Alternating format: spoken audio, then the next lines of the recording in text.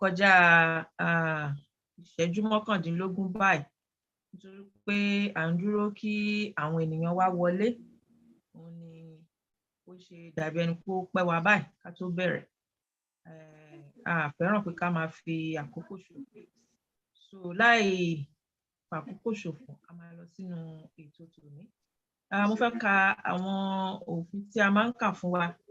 Mo tọrọ gáfárà pé èdè òyìnbó ni mo máa fi kà á. Wọ́n ní kí gbogbo wa ká rí wípé a mute ara wa, ká má sọ̀rọ̀ borí ẹni tó bá ń sọ̀rọ̀ lọ́wọ́. Ká ṣe bí ọmọlúàbí, kí gbogbo ẹ̀ lè lọ ní ìrọ̀wọ́ àti ìrọ̀sẹ̀. A ní àǹfààní láti béèrè béèrè kó tó di àsìkò tí a máa yà sọ́tọ̀ fún ìbéèrè àti ìdáhùn. Tó bá di ìgbà yẹn, a sọ iye ìṣẹ́jú tá a fún ẹnì kọ̀ọ̀kan láti lè fi béèrè ìbéèrè. Àwọn tó ti ń wá, wọ́n mọ ìṣẹ́jú tí à ń fún ẹnì kọ̀ọ̀kan, ṣùgbọ́n tó bá di ìgbà yẹn, a tún rán ara wa létí nítorí ó ṣeé ṣe kí a rí àwọn tó yẹ kí wọ́n darapọ̀ mọ́ wa fún ìgbà àkọ́kọ́. Ní báyìí, a ṣíde ètò nígbà tí a ó kọ anthem Yorùbá Nation. The anthem of Yorùbá Nation. Barrister Odùmọ̀ṣù ló máa bá wa ṣe onígbọ̀wọ́ yìí.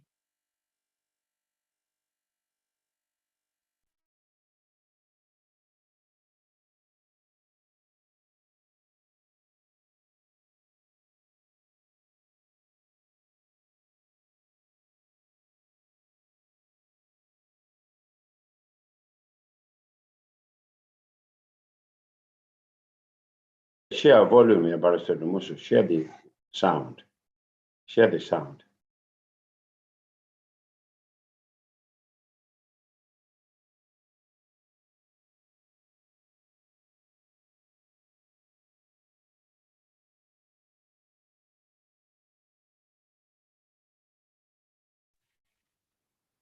A gbọ́ kíní yìí.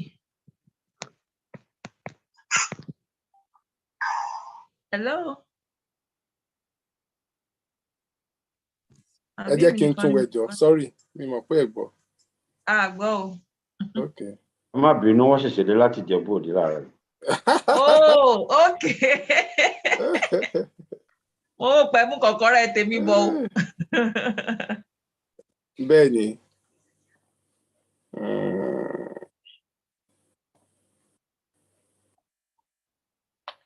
Okay.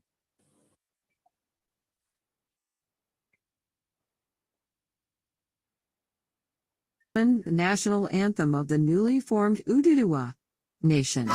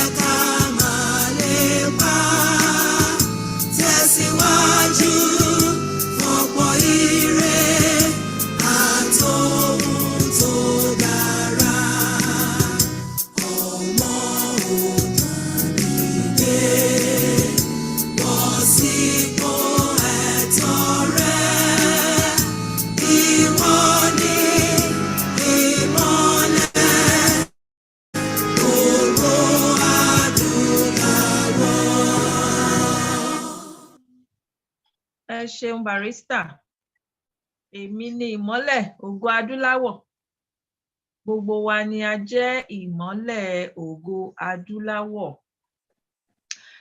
tó kàn tí a máa ṣe but kí n tó announce ẹ̀ mo fẹ́ kí á túbọ̀ pe àwọn ènìyàn wa wọlé.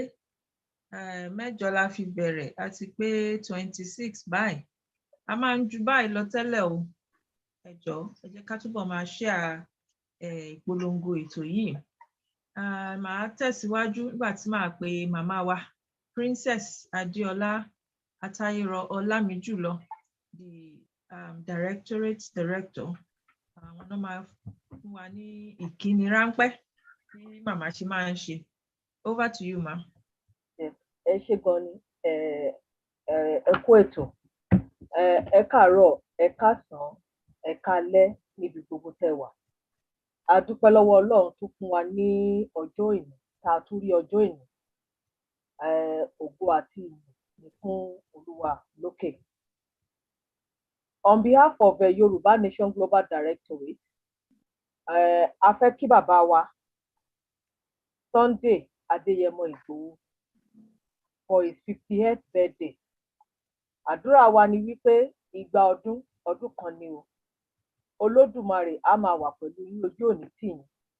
And ohun tí Odùduwà tó gbélé yín lọ́wọ́ láti ṣe fún wa, láti lead wa, láti make Yorùbá nation to come to realization, Olódùmarè á wà pẹ̀lú yín, ojú òní tì yín. Gbogbo nǹkan tẹ́ dẹ̀ ti lose in the process, ọba Elédùmarè á bá yín. Àwọn ní àbùdí ni tolókun ni, àbùdí ni tọlọ́sà, Olúwa á dẹ̀ wà pẹ̀lú yín.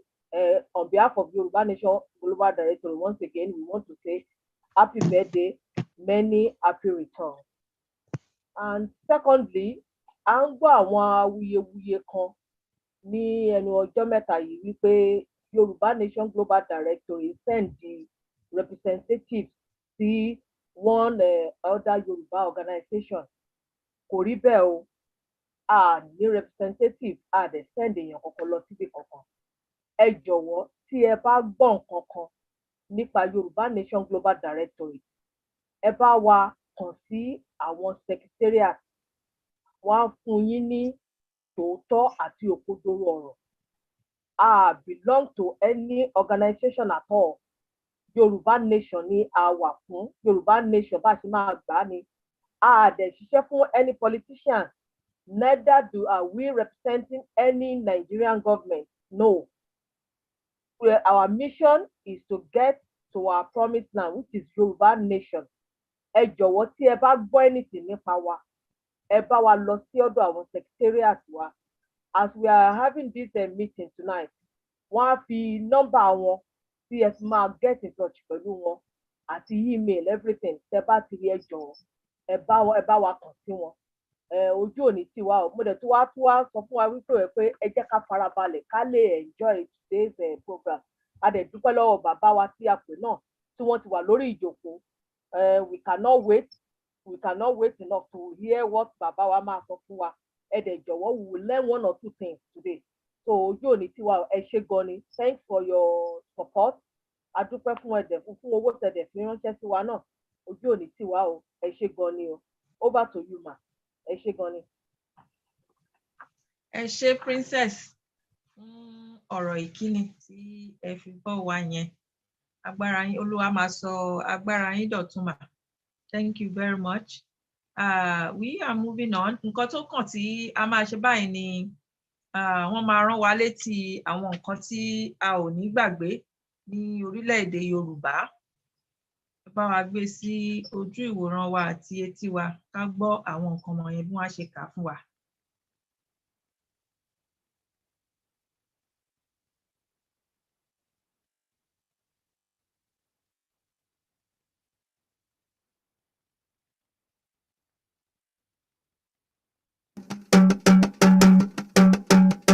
A kò lè gbàgbé pípa àwọn ènìyàn wa láti ọwọ́ àwọn Fúlàní. A kò lè gbàgbé A kò lè gbàgbé ìfi Fúlàní Sẹ́ríkì joyè ní ìgbèríko wa. A kò lè gbàgbé Ọgbọ́n àlùmọ̀kọ́rọ́ yìí láti gba ilẹ̀ ayébáyé wa. A kò lè gbàgbé Ìgbìmọ̀pọ̀ Fúlàní láti múni sìn títí ayé láti sọ wá di ará nílùú bàbá wa. A kò lè gbàgbé Ìgbìmọ̀ ìgbìmọ̀pọ̀ Fúlàní láti sọ àwọn obìnrin wa di àkísà orí àtìtàn nílùú wa. A kò lè gbàgbé. Ìsọfúlàní di òmìrán tí ẹnikẹ́ni kò lè fọwọ́ kàn lábẹ́ òfin pẹ̀lú ìwà ọ̀bàyéjẹ́ tó wà lọ́wọ́ wọn. A kò lè gbàgbé. Ìwọlé bánijà lóru ọ̀gànjọ́ tí wọ́n fi pa àwọn akíkanjú méjì nílé olóyè Sunday Adéyẹmọ Ìgbòho Òòṣà ní ọjọ́ kìíní oṣù keje ọdún 2021. A kò lè gbàgbé. Ìgbìyànjú Fúlàní láti sọ ìlú wa di tiwọn àti láti gba ilẹ̀ ìbí wa pẹ̀lú àwọn ẹbí wọn láti orílẹ̀-èdè adúláwọ̀ Áfíríkà láti jẹ́ kí wọ́n lè máa gbé igbá orókè nínú ètò ìdìbò. A kò lè gbàgbé. Èròǹgbà àwọn Fúlàní láti fi owó ṣe ẹ̀tànjẹ fún àwọn ènìyàn wa láti gbàgbé ìpolongo fún àdádúró àwọn Yorùbá. A kò lè gbàgbé. Ìfimọ̀ṣe ọ̀kan àwọn Yorùbá láti ní orílẹ̀-èdè tiwa fún ìrandíran àwọn ọmọ wa. A kò lè gbàgbé. Àtìmọ́lé àwọn ènìyàn wa pàápàá jùlọ arákùnrin wa Ìgbòho Òòṣà nílùú Kọ̀tọ́nú, àìbìkítà ìjọba Fúlàní fún pípa àwọn ọmọ Yorùbá ní orílẹ̀-èdè Yorùbá. A kò lè gbàgbé. A kò ní gbàgbé. Ìpínlẹ̀ Yorùbá di ṣíṣe, ìwẹ̀yìnwò kò sí rárá. Yorùbá ẹ jí ẹ má sùn o, Oòduà gbè wá o, kò ní gbé àwọn ọ̀dàlẹ̀ á bálẹ̀ lọ. Ìkéde láti ẹnu Yorùbá Nation Global Directorate. Ẹ ṣeun púpọ̀. Àwọn nǹkan tí a kò ní gbàgbé òun náà ni wọ́n rán wa létí yẹn. Wọ́n tún wá sọ fún wa wípé ìwẹ̀yìnwò kò mà sí mọ́. Orílẹ̀-èdè Yorùbá ó di ṣíṣe, ìwẹ̀yìnwò kò sí mọ́.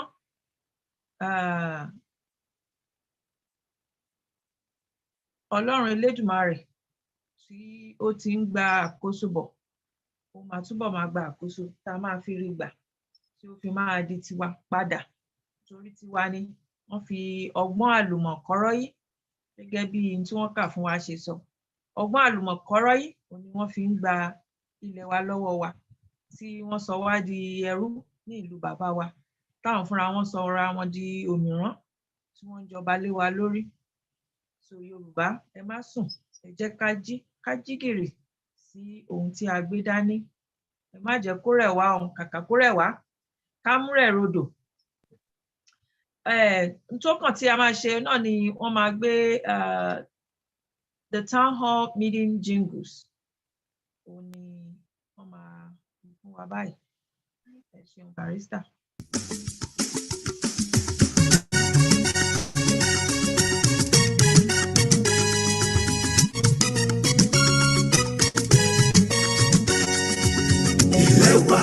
Ilẹ̀ wa Yorùbá nation, ó dára ó lẹ́wà ilẹ̀ òmìnira, kò síbikíbi tí a lè wà lórílẹ̀ ayé tí a lè gbàgbé Yorùbá nation. Jọ̀wọ́ o Olúwa mú wa dé ibẹ̀, tọmọtọmọ tọkọtọkọ tayátayá wa, kí gbogbo ayé lè mọ̀ wípé ilẹ̀ tiwa ni. Àwa yóò dé Yorùbá nation. Jọ̀wọ́ o Olúwa ràn wá ní ọwọ́ láti gba ara wa nínú ìnira. Kò sọ́gbọ̀nkọ́gbọ̀n tí Nàìjíríà fi lè tàn wá jẹ. Àwa yóò dé Yorùbá nation.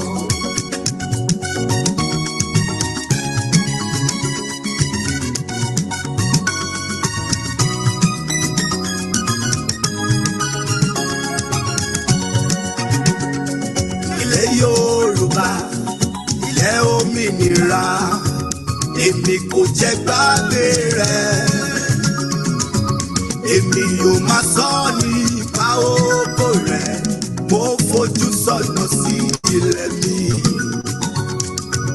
Oh my land, Yorùbá nation, I will always cherish you. I will always fight for your glory. Forward to you, my land, Yorùbá nation now. Ilẹ̀ Yorùbá, ilẹ̀ òmìnira, èmi kò jẹ́ ìgbàgbé rẹ̀. Èmi yóò máa sọ nípa ògo rẹ̀, mo fojú sọ́nà sí ilẹ̀ mi.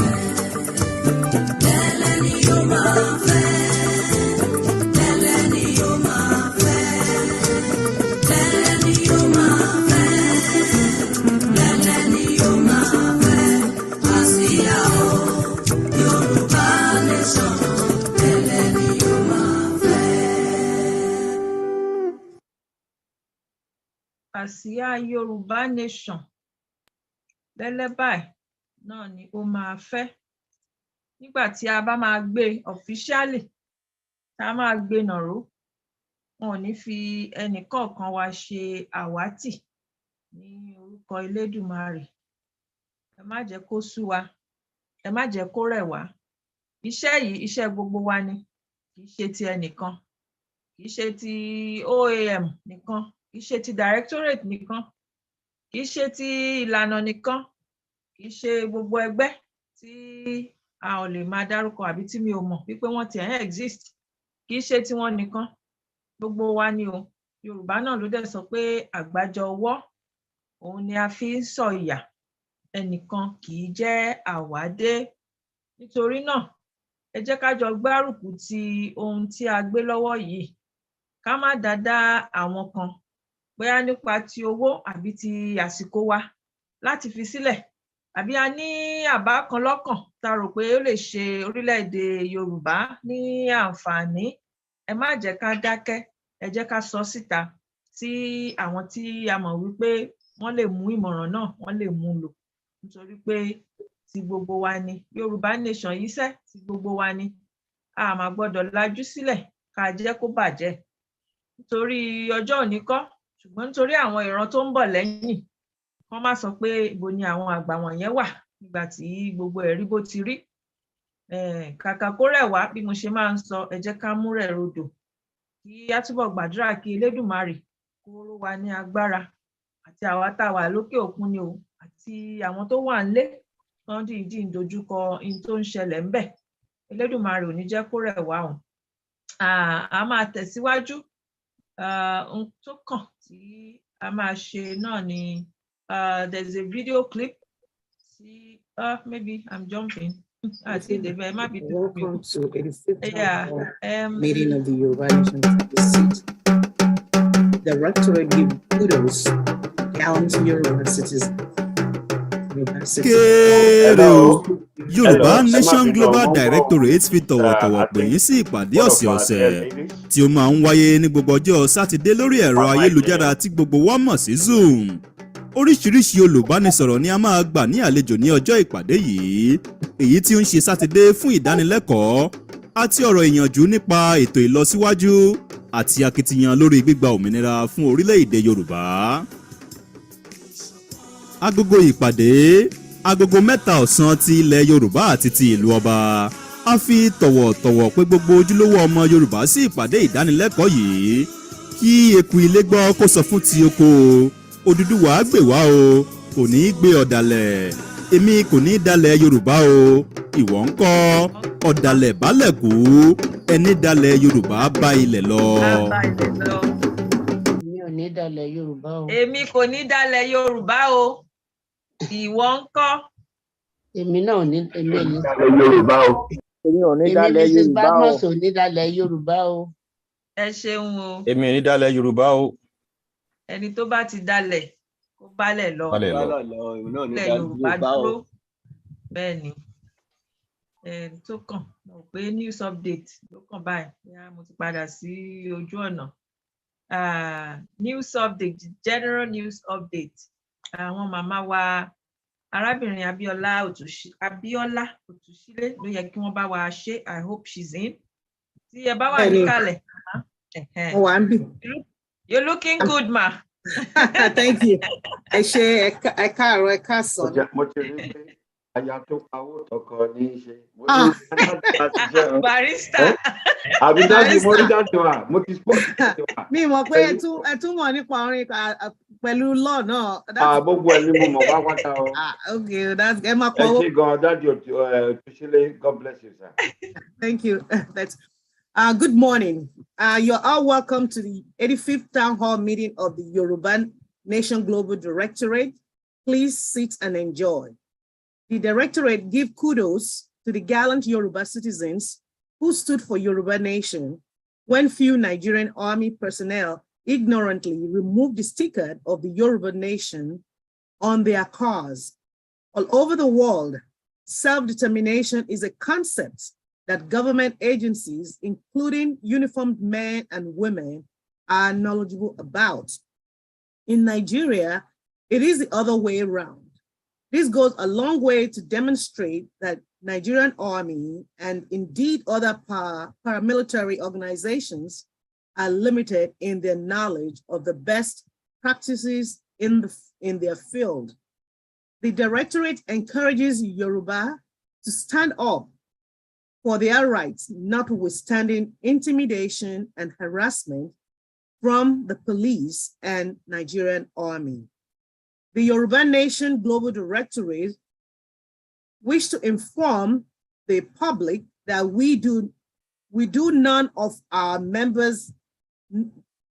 none of our members have been assigned to represent us in any organization. We vehemently refute the news going around that we are part of a new setup. It is not true. We wish to let our members and the entire Yoruba citizens know that any member of the Directorate who left to join other organizations is exercising their rights of association under the law, and the person must never be construed as representative of the Directorate anywhere. Please disregard any news about the Directorate that you have not heard directly from us. Once again, you are welcome to our weekly meeting, Odua Agbewao, and I remain yours, Abiola Otushile. Thank you all for listening. Ẹ ṣeun màmá wa Yes, fún ma'am. ìròyìn jákèjádò tí ẹ kà fún wa yẹn. Gbogbo wa náà ni a ti gbọ́. Ẹ ṣeun púpọ̀. Yes, ma'am. Nǹkan tó kàn tá a máa ṣe náà báyìí ni fundraising láti kó owó jọ fún ilẹ̀ Yorùbá. Màá pe Barrister Ọlátáyọ̀ Ògèdèǹgbé láti ṣe onígbọ̀wọ́ abala yẹn. Eshe, thank you very much for making me Agbowode. Thank you. Eshe Gombogole, we thank God pé Odùduwà ti gbé wa o. Ó dẹ̀ máa gbé wa ni kò ní gbé àwọn ọ̀dàlẹ̀ láíláí. Gbogbo ìran Yorùbá tó bá dalẹ̀ pápátá wọn tí ọmọdé ò bá gbọ́tọ̀ àgbà àrọ́bá oníbàbá ìtàn. And mo sorry fún àwọn bàbá mi àti màmá mi tó wà níbi tọwọ́tọwọ́ ni mo fi sọ wọn ní ọba tó ṣe tí ìlú tó dá orúkọ ní parẹ́, èyí tó ṣe tí ìlú bàjẹ́ orúkọ ní parẹ́. Gbogbo èèyàn ló mọ ìdílé Gáà pẹ̀lú ìtàn tí bàbá ńlá bàbá wọn fi wọ́n sílẹ̀. Àṣẹ tí wọ́n pa ní pé kán pa wọ́n run pátápátá torí ọ̀dàlẹ̀ náà jẹ́ fún ìlú Ọ̀yọ́ ní ìgbàanì. And àfi tó escape gbogbo wọn pátá ni àwọn ìran Yorùbá nígbà yẹn náà dá lọ́ṣẹ́. So ó ṣe pàtàkì ká máa sínra wa ní gbẹ́rẹ́ ìpàkọ́ yìí kí àwọn èèyàn lè mọ̀ wípé there will be a day of reckoning fún gbogbo ẹni tó bá dalẹ̀ Yorùbá. Bẹ́ẹ̀ náà ni àwọn ìran Ṣọlágbẹrú Òkèṣúnà ní Ìlọrin tí wọ́n dìtẹ̀ tán pa ọ̀pọ̀ mọ́ pẹ̀lú àwọn karambìnì tán jẹ́ karambani tán jẹ́ kán rí Àfọ̀njá tán rí pa. So ẹnikẹ́ni tó bá ti dalẹ̀ Yorùbá bóyá nínú ọ̀rọ̀ dúdùn ká tọ́ni jẹ àbókówó jẹ àbí ká fi inú ṣèkà ká fi kàṣọ títọ́, gbogbo ẹ̀ pátápátá ẹ̀san máa dé. There will be a day of reckoning. Ẹ jẹ́ kí gbogbo wa ká rántí ìyẹn. Pàápàá bá rántí àní ṣe ibi fún ọmọ Yorùbá. Gẹ́gẹ́ bí àwọn bàbá wa dẹ̀ ṣe kọ́ wa wípé tí ìran wa bá parun, àwa gangan la parun. Kò mátà bá ṣe ń gbádùn nílùúkílùú tá a bá wà àti parun nìyẹn. Nǹkan tí àwa tá a defend tá a kọbi ara sí, àwọn èèyàn kan sùn àbí wọn sùn lọ́sàn-án lóru ni wọ́n ṣe ìpàdé gbogbo bọ́n ṣe máa kó jàǹbá bá ìlú wọn. But gẹ́gẹ́ bí ọ̀rọ̀ Yorùbá tí kì í ṣe ọ̀rọ̀ tó yẹ pé a lè fi ń ṣe ìwàṣe, wọ́n ní ìdágìrì ajá kì í jámọ́ lẹ́yìn ẹkùn. Rádà pé ó difficult fún ajá pé òun fẹ́ lọ gba ọmọ lẹ́yìn kìnìún lẹ́yìn ẹkùn, ó difficult. And bàbá wa Sanni Adé tún sọ fún wa wípé kò sí bí ògìdán ní ṣe bàbà kí ajá kó débẹ̀ kó ló ń fẹ́ lọ gẹrun nílé ọ̀rẹ́ wọn àbá wọn tán ìtàn wa ò papọ̀ but gbogbo nǹkan tá à ń sọ yìí kò sí bá ṣe lè sọ tó ká sọ̀rọ̀ bí bàbá wa Ọláréwájú Ọlátúnbọ̀sún tí wọ́n kéwì àwọn bàbá wa Dùláyé Àrẹ̀mú Dandakuada ká sọ gbogbo ẹ̀ já sórí nǹkan kan náà owó ni onítòwò bá sínlé ká má dábàá lẹ́yìn òun and tán bá ní ó ń bọ̀ àwọn náà dẹ̀dẹ̀ àwọn Yorùbá owó wà lára nǹkan tá a máa fi ṣe o owó ó ṣe pàtàkì owó ṣe kókó ṣe mọ̀ pé ìsinyìí gbogbo ẹ̀ ó ti ń yanjú ìrìn àjò tá a ti ń rìn kò dẹ̀ ní rẹ̀ wá kò ní sún wa wọ́n ní kàkà kó rẹ̀ wá ká mú rẹ̀ rodò á fi ewé ọlọ́fẹ́ á fi gbéra so kí ni ìdí tá a fi ń sọ eléyìí a ti ń súnmọ́ àsìkò náà oríṣiríṣi ìṣẹ̀lẹ̀ ló máa ṣẹlẹ̀ oríṣiríṣi audio tape ló ń jáde lójoojúmọ́ bí àwọn olóṣèlú ṣe ń ṣe tiwọn bẹ́ẹ̀ ni àwọn ajìjàǹgbara náà ṣe ń ṣe tiwọn and a ti mọ àwọn kí Ọlọ́run kó strengthen gbogbo àwọn tó ti ṣubú nínú ìjàǹgbara yìí àwọn tó ṣubú ẹ̀mí àti àwọn tó ṣubú ara àtàwọn tó ṣubú owó tí wọ́n ná kí Elédùmarè kó bá wa fi ìmísí ẹ̀ kó fi ṣagbára wọn dọ̀tun àwọn ìdílé tó ti affect kó strengthen wọn so ó ṣe pàtàkì ká má bàa ṣòfò ẹ̀mí ju bó ṣe lọ wọn á ní kọ́lọ̀ fi òfò rẹ̀ mí nínú ìjàgbara yìí oríṣiríṣi nǹkan ló máa ṣẹlẹ̀ àwọn èèyàn á farapa wọ́n máa ní ìdí ìwòsàn àwọn èèyàn máa lọ sọ́tún lọ sósì and oríṣiríṣi strategies that will back tactics and logistics it is imperative that we have funds I need owó onírú owó oníyọ̀ a little drop here and there it has been said makes the ocean we need owó yẹn bí olókun ní àbùdí ni kò ń ṣe agbọ́n màtán ni tó jẹ́ wípé bẹ́ẹ̀ bá ná 1 million lénìí ẹ gbọ́dọ̀ tún ná lọ́la àsìkò ń bọ̀ tá a máa náwó gan ju bá tiẹ̀ ṣiṣẹ́ ná lọ but we need to save now for the rainy days Ọlọ́run jẹ́ kẹ́ máa lá owó tẹ́ náà ọwọ́ yóò dẹ̀ ní kan ìsàlẹ̀ àpò lágbára Èdùmàrè and not only that wọ́n ní òkè lọ́wọ́ àfúnníwé òkè lọ́wọ́ àmàmà wa ẹ má jẹ́ ká dúró dìgbà tá a bá ń gbọ́ gbàgbà ká tó máa sáré kiri a lè prepare tá a bá ní ìwọ ní ìmọ́lẹ̀ gbogbo adúláwọ̀ ó show wípé preparation is important and it has been said when preparation meets opportunity there can only be one outcome and that's breakthrough so if at all we envisage victory it's something that we have to plan for we need to be prepared ètò bá dé ó bá wa lákọ we will defend ourselves and we will do it excellently ẹ jẹ́ ká múra sílẹ̀ a ní ìdòwò owó ní kẹ̀kẹ́ ìrere wọ́n ṣe máa ń sọ so we plead with you to donate no amount is big and no amount is small for Yoruba nation and those who are skeptical please if you have questions during the course of this program ask and if you don't have the privilege after the meeting ask nínú ìgbìmọ̀ nínú agbo ilé Yoruba Nation Global Directorate it has been said that àwa máa ń kówó jọ ni a kì í kówó jẹ your money your hard-earned currencies are safe with us we are keeping your money on trust for you we believe in transparency accountability and it doesn't stop there we're very prudent in the way we disburse your money kì í ṣe pé Ghana must go Nigeria must come no we don't do that here we deliberate and the money every disbursement will be vetted before the money is actually before we release the money for whatever project we embark on so Ejo Pastor Dumosu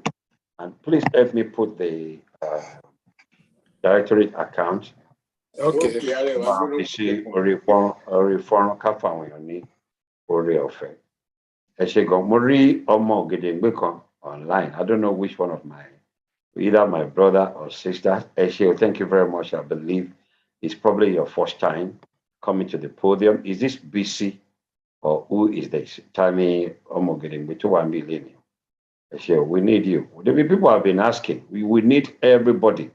Ile Afonja, Ile Ogumola Olododo Kerilojogun, Ile Latosha, we need you.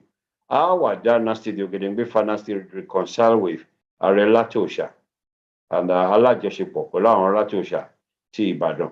So we will take part. Àwọn kan tá baba ńlá wa ti ṣe ajagun oríṣiríṣi náà ní oríṣiríṣi ọ̀nà wọ́n á tún dìde nílẹ̀ Yorùbá. So please join this struggle. Iṣẹ́ bàbá wa, àwọn iṣẹ́ tó ti sílẹ̀ lórílẹ̀-èdè Yorùbá. Kò ní bàjẹ́ o. It is important that we give credence to this. We give confidence. We must have public confidence. Public must believe in the process. Pẹ̀lú nǹkan tó ń ṣẹlẹ̀ tó ń bá wò pé wọn kì í rọ́mọba kó máa rí dànsákì ọkàn àwọn èèyàn gbọ́dọ̀ balẹ̀. On my platform, this is a little testimony. I'm the leader of Omo Oduduwa Renaissance, a Yoruba cultural group that transformed to Ijangbara. One time, people were afraid. Everybody, when you Yoruba, where's your leader? With all humility, I came out. And I said, I'm here for Kombale. So if you keep it your Yoruba, you're all leaders. You can't find you lock Kombale. When you be Paniwaniwa, you be Nibaniwaniwa. When you are done, Adani Peti Dani Ton, Kabani Jakoto de, Nibato de, or Banlo Atunishe. A Jackie Aje Atunishe, Funle Yoruba. So I welcome everybody who's coming here for the first time. Please leave your details on our chat and we will reach out to you. Thank you very much and God bless you. Eshegon, please help me put that there. Let me see. Is it there? We need the Kilorokoi. Sorry. The account details for the directorate. Barrister Shewanibe Ejo. Mo ambi mo ti fi website yẹn sí. Website, okay. Yeah. Thank you very much. Website. And gbogbo àwọn tó bá ń dáwó fún wa lóṣooṣù la máa ń fún wọn ní statement níbi tí ọ̀rọ̀ owó wa tó dé. Thank you very much. God bless you. And Mrs. Apacha, ọ̀rọ̀ kan ṣẹlẹ̀. It may not be in our program, but I will hand over to Barrister Dumosu to deal with it once and for all. Yeah, thank you, Barrister. Mo ti ṣàkíyèsí wípé orí Àmọ̀tẹ́kùn ní inú ilé ń sìn. So mo fẹ́ call wọn sórí pé láti dẹnu bí ọdún mẹ́ta kan awuyewuye kan ń lọ.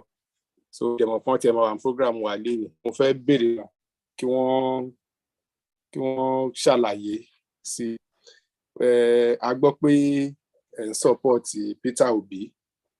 So mo dẹ̀ fẹ́ kẹ́ ẹ yànyàn lórí ọ̀nà náà láti jẹ́ ká bí ẹ òótọ́ ńbẹ̀.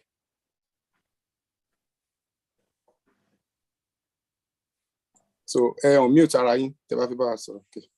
Mo ń support Peter Obi. Ó wà interesting. Ó ní kankan tó máa ń sọ ní Nàìjíríà nígbà tó bẹ̀rẹ̀ sí ní lé àwọn corrupt politicians.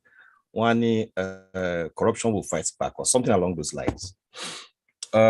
Mo dúpẹ́ lọ́wọ́ Ọlọ́run pé mo ti condition ara mi fún ìrìn àjò yìí in my own little way. So irú pushback báyìí backfire báyìí backlash or whatever tá bá pè kò lè ṣe kó má ṣẹlẹ̀. Mi ò bá Peter Obi ṣiṣẹ́, mi ò bá Tinubu ṣiṣẹ́, mi ò bá what's that other guy's name? Atiku ṣiṣẹ́. Mi ò ní contact pẹ̀lú politician kankan in my life. This is the nearest Timothy ever lọ see anywhere anything near à ń ṣe ọ̀rọ̀ ìlú politics if you like, struggle if you like. So I'm not surprised. It's not the first time tí ma gbọ́rù nǹkan bẹ́ẹ̀ yẹn. Now for you to bring it up, ó ní láti jẹ́ kó wá láti quarters tó jẹ́ kó ó jẹ́ kó bother yín. It doesn't bother me because mo expect it. ẹnìkan ti insult mi rí wọ́n sọ pé mo gba 15 million lọ́wọ́ Tinubu pé mo gba 15 million yẹn gangan kọ́ ni insult tó wà ńbẹ̀ but the fact wọ́n sọ pé 15 million nígbà tán ni wọ́n ti fáwọn èèyàn ní 350 million 200 million 15 million pé náà rí fún mi. Fortunately wọ́n ní kán wá ṣe ìbúra at one point mo lọ ṣe ìbúra. People will just look for any excuse to bring you down. Tí ẹ bá ti ń ṣe nǹkan tó wà against ti òmíràn ẹlẹ́sẹ̀ port wọn ó máa di problem fún wọn, so they will find any way láti challenge him. The fact remains we have several sets of people nínú ìrìnàjò yìí. Àwọn kan wà tó jẹ́ pé wọ́n ti ń pilẹ̀ godfatherism sílẹ̀. Wọ́n fẹ́ create situation tó yẹ pé wọ́n máa wà close to the leaders. So when it gets to the point pé bí wọ́n fẹ́ máa fún wọn ní appointment àbí wọ́n fẹ́ ṣe, I did not come here for that. So yẹn fún mi ní freedom láti express ara mi any which way.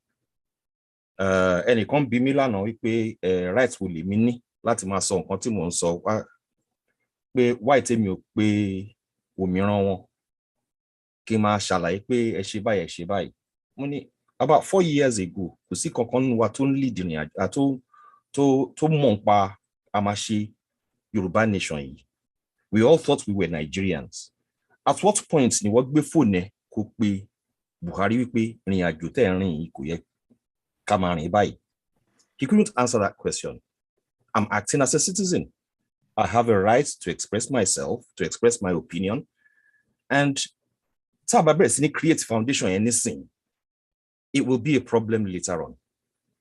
Problem tèmi ní at the moment ni pé gbogbo nǹkan kò sí sophistication bẹ́ẹ̀, kò sí organization, create institution, sophistry pọ̀, irọ́ pọ̀. And it's so hurtful torí pé a máa jókòó a máa pera wa ní intelligent people and we're not asking questions. Béèrè pé ṣé kí ni make sense? If somebody comes out turning outrightly fair referendum, why would you do that?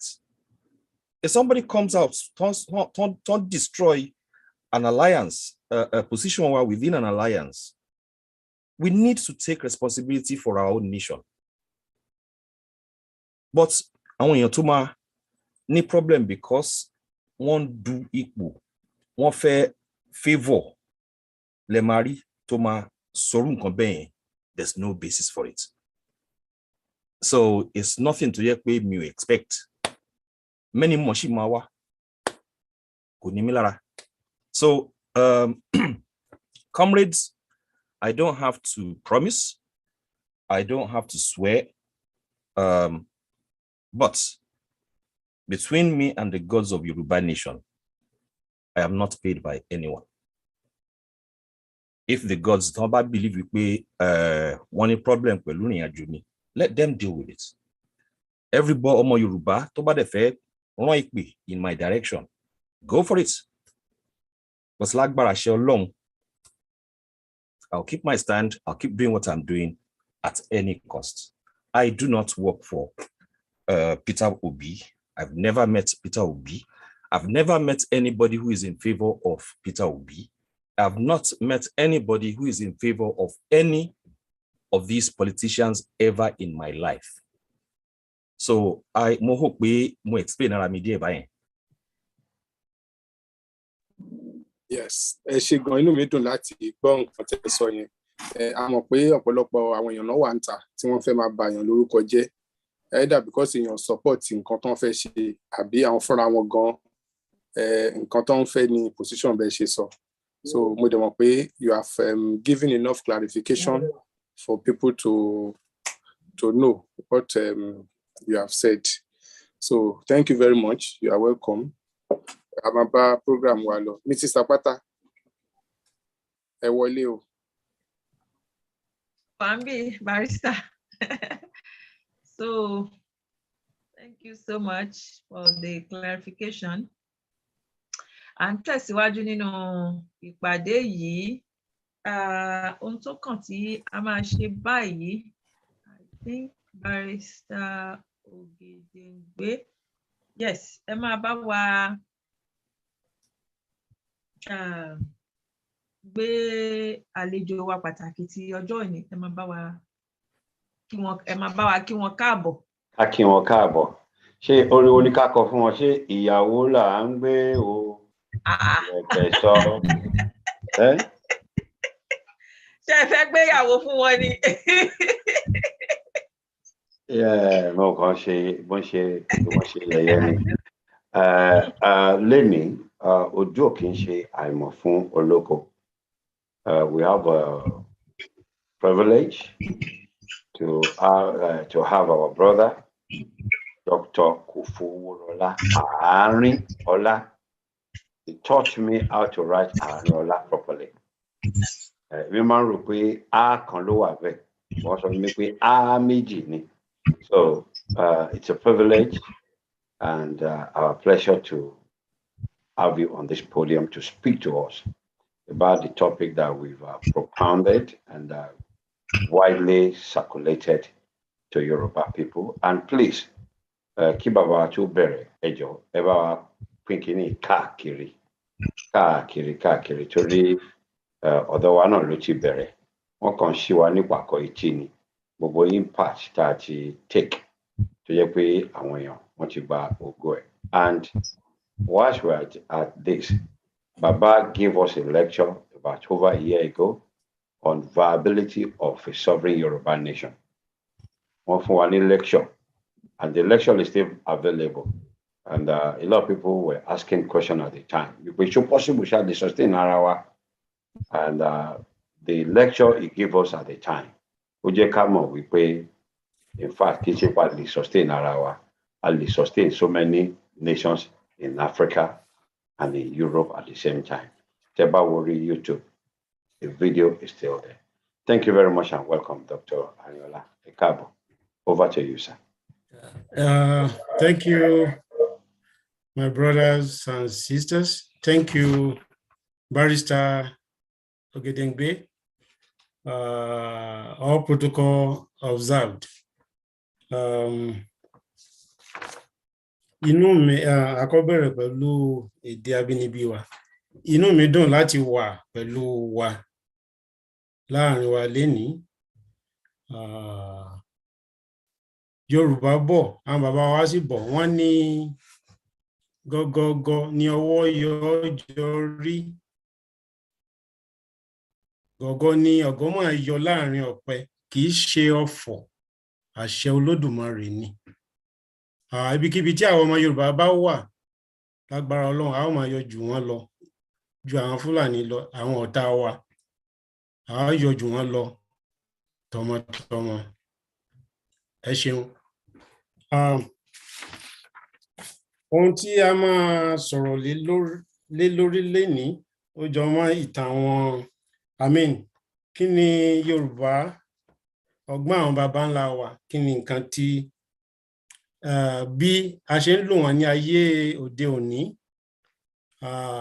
It gives me a great pleasure to present to you today the topic, my topic of my lecture, though I've written it many years ago.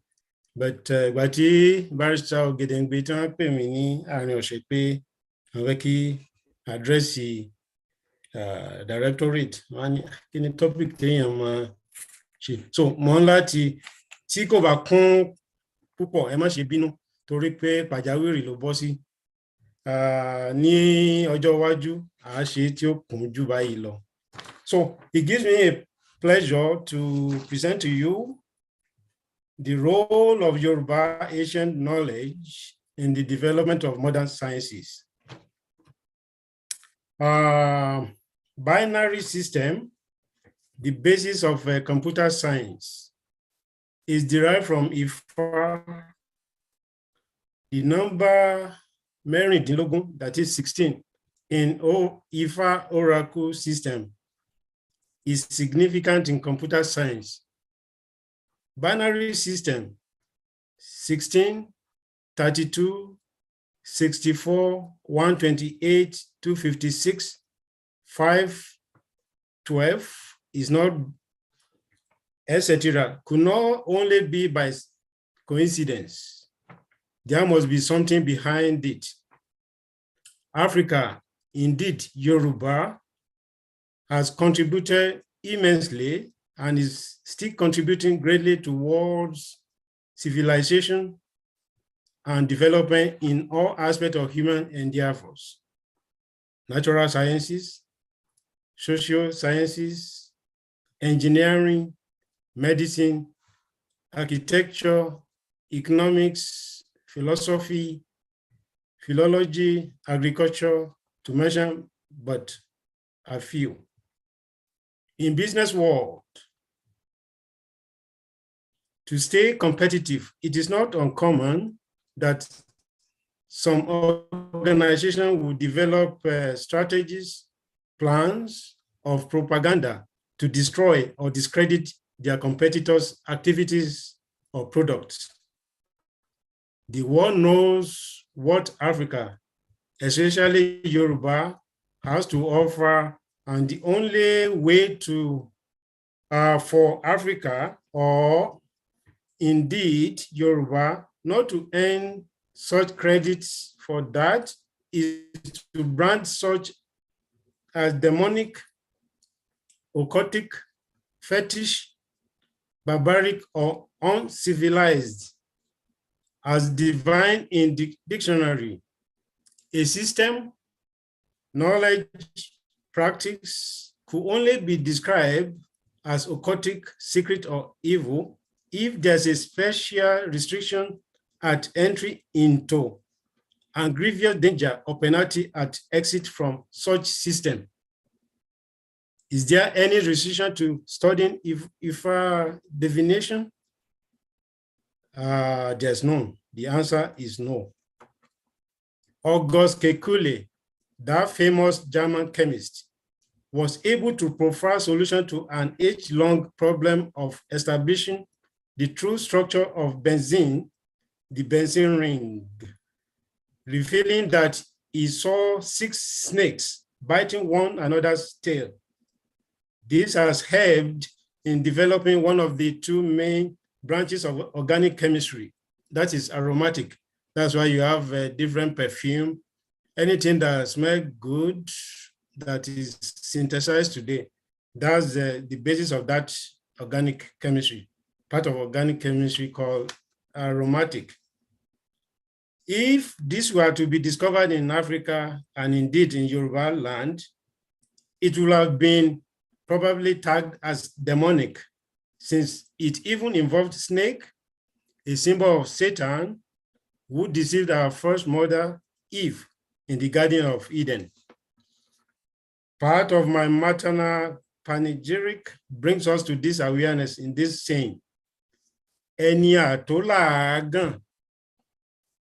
And it is we, Yoruba, that must say to whoever in that part of the world that Okotomi Magami, or so investigating, studying this ancient system of knowledge for the benefit of humanity should be encouraged intellectually, researched, scholarly, and pursued vigorously without having to tamper with any religious beliefs. After all, such useful knowledge, beneficial to humanity, could only come from an all-caring, the omniscient, the omnipresent, the omnipotent God, Olodumare, the creator, owner, and sustainer of the universe, who has given human the authority to subdue the earth, irrespective of our religious inclination. As modern human beings, we ought to be objective idealists, must search for truth, always avoiding dogma. The creation of the earth is observed and summarized in the following by one of our world's greatest minds, Chief Obafemi Awolowo, at his investiture as the first Vice Chancellor of the University of Ife, now Obafemi Awolowo University. On the 15th of May, 1967, he has this to say: "It is not generally known that Ife is more than the cradle of the Yoruba people. It is from here in Ile-Ife. So our worthy legend goes that the solid earth first arose from the midst of the all-pervading ocean and was then spread by one of our gods to all other parts of the world to form the continents of Africa, Asia, Australasia, Europe, North America, and South America. It has since been widely proved scientifically that life indeed started from Africa and again from Ile-Ife, where the land spread across the world. In political science, for example, the old Oyo Empire introduced the parliamentary system of government. We have Alaafin as the executive, Oyomis as legislative, and Ogboni as judiciary. Also, the chieftaincy system of ascendancy to the throne of Olubadan introduced the republican mode or federal system of government to the world. So before you can become Olubadan, you must be a Magaji of your own family. So in political science and administration, the old Oyo Empire, Yoruba demonstrated how to run a nation. Alaafin as an emperor or president, or Basharun as prime minister. Obas in their various kingdoms and domains like governors or premiers. Baales in small towns or communities like local government chairmen, mayors. Their chiefs as councillors. Each chief administers his own quarter within the town. Each quarter has its compound, Agboile, headed by a head called Baale. Each compound has houses headed by family head, Olori Ebi. In natural science, biology, chemistry, physics, mathematics, Yoruba first observed that the law of gravitational force in physics, Yoruba will say, La la to lo soke, ilẹ̀ ló ń bọ̀. Whatever goes up must come down. It was not Newton that first noticed this when the apple fell down and he wrote the law of gravitational force. Our forefathers have already noticed this in the past. So we have contributed to this and we have to sustain it.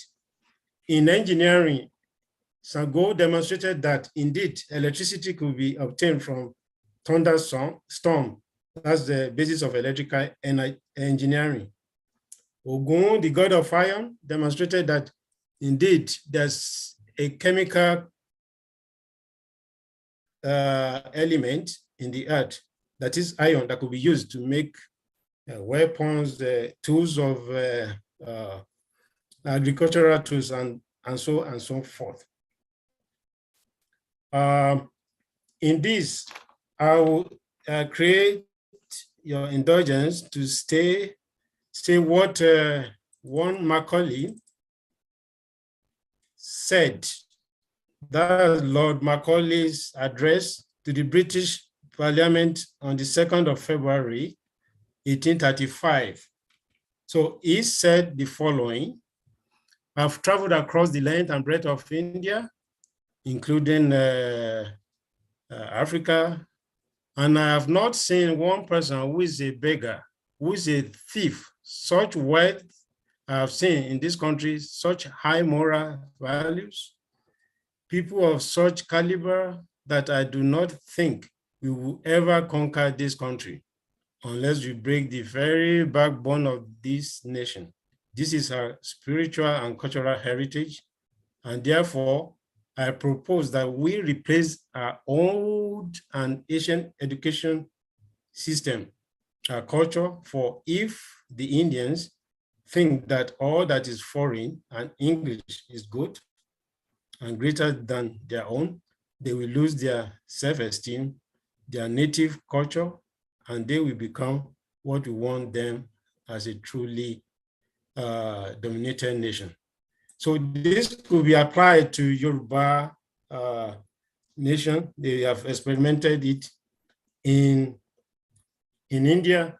So what I want to bring out from here is that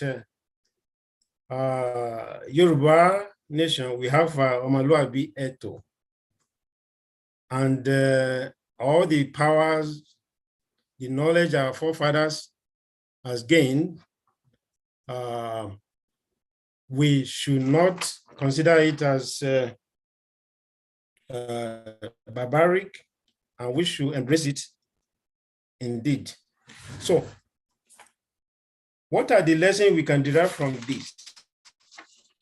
First, I mentioned as one, speaking vernacular, which is our Yoruba language. They call it vernacular. Actually, we should be proud of our language. Even South American Babalawos, they use Yoruba when they are doing their incantation. I mean, when they are doing their Ifa oracle for people. So we should be proud of our heritage as a Yoruba people, and appreciate our language. In fact, it took me a long time before I knew that Samuel Johnson, that author of Yoruba history, and Eric Moore, that they are Yorubas. It took me a long time before I knew, because all the names sound English. So we should be, in our names, in everything we do, we identify ourselves as Yoruba. Second lesson we can learn is we have to embrace and employ a means of defense our forefathers used in the olden days to defend our Yoruba land. Oyinio, Aferi, Ayeta, Betu, Betu.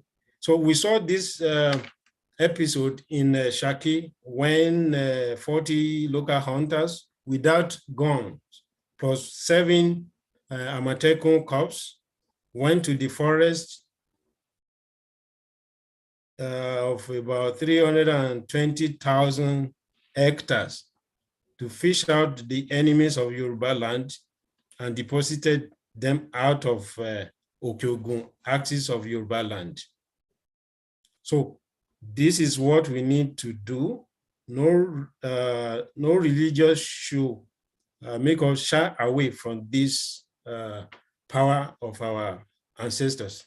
In fact, it was God, Olodumare, that gave our forefathers the knowledge of using the leaves, the roots, different types of herbs, to join them together to make this thing work for our people. In the olden days, when a child is born, they will take it to Ifa oracle on the 7th day, if it were to be a girl, and on the 9th day, if it's a boy, to determine what God sent, Olodumare sent him to the world to do. Instead of being a carpenter, as destined from God, he won't go and become a bricklayer. So if there's a system in place that can guide people right away from there, could that be called evil? I don't think so. And again, Okwele, which is 16 Ekuros to make this Okwele. And God gave knowledge, wisdom to certain people to learn how to use it for the benefit of humanity. I don't think this should be discarded. 3 lessons. The third lesson is collaboration. Yorùbá sọ pé àìrìnlọ́wọ́ọ̀wọ́ ní ṣekú pa ọmọ ejò. We need to collaborate. We know that we have one enemy that want to take our land. Why should we wait to allow this thing to happen? The fourth lesson, Yorùbá sọ pé ẹni arárọ̀ kì í gbé sẹ́yìn odi. We that are outside the country being sent out by the darandarans. So it would be a shame on me as a professor and an engineer that if I'm asked, why are you not in your country? Like, oh, so I'm using this to employ all of us, wherever we may be, to work together to make sure that we secure our land.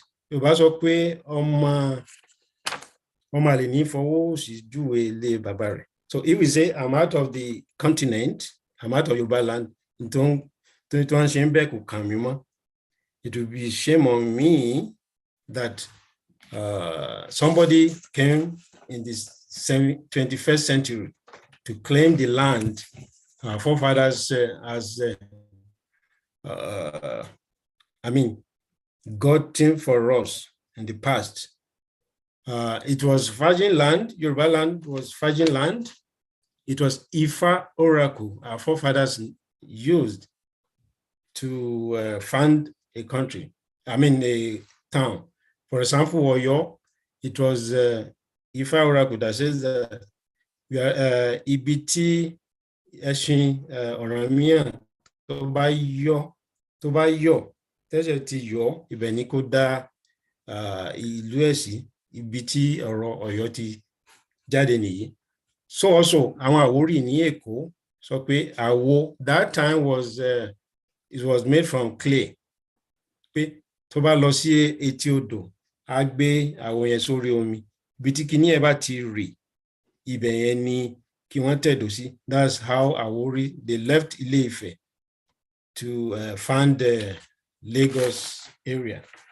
So the fifth lesson we should learn is that many people, they are doing this Yoruba nation just for position. Just when we get our Yoruba nation, they will be seen. And just as the Ibadan chieftaincy system, how it works, that if you are not, you want to become Olubada, first of all, you must become Magaji. And if you are not a reliable person in your Agbole,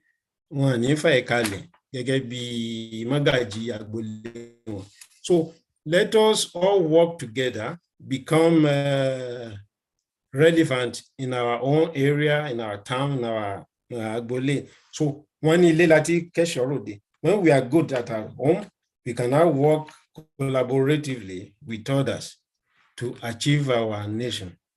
So in conclusion, again, in business world, to stay competitive, it is not uncommon that some organizations will develop strategies, plans of propaganda to destroy or discredit their competitors' activities or products.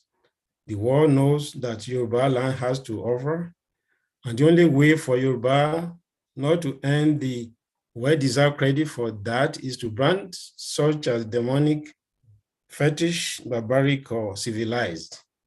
Investigating, studying this ancient system of knowledge for the benefit of humanity should be intellectually pursued without having to tamper with any religious beliefs. After all knowledge comes from God Almighty, Olodumare, the creator of heaven and earth. Irrespective of our religious inclination, as modern human beings, we ought to be objective idealists In philosophy, there are two questions philosophy tends to answer.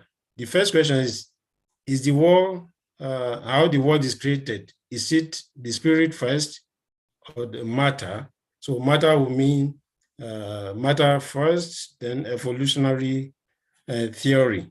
Then if you say spirit, that is Olodumare created the world. So if you say matter first, it means that you are materialist. But you say the spirit or God created the earth first. That is, you are idealist. There are two types of idealists. There's subjective idealist, that is believe that everything I read in the holy books should be that into. I don't need to, whatever I'm told, I'll continue to do it without thinking of, okay, what if I do this way? That's subjective idealist. But objective idealists will say, okay, I believe that the world is created by a power over there, and that the world system is controlled by that power.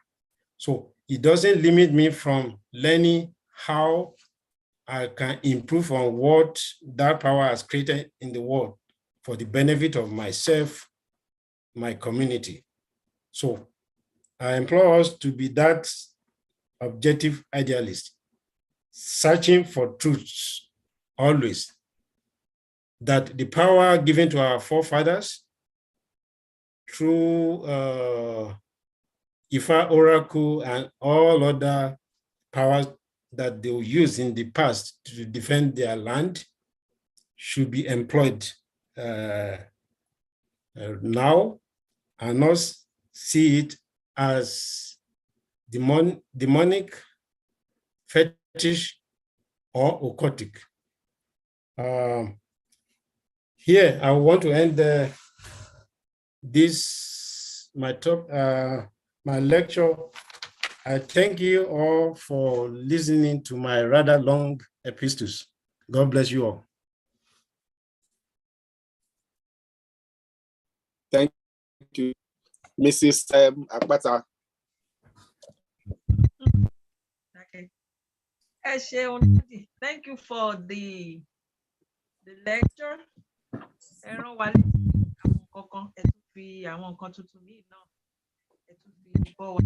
Thank you very much, sir.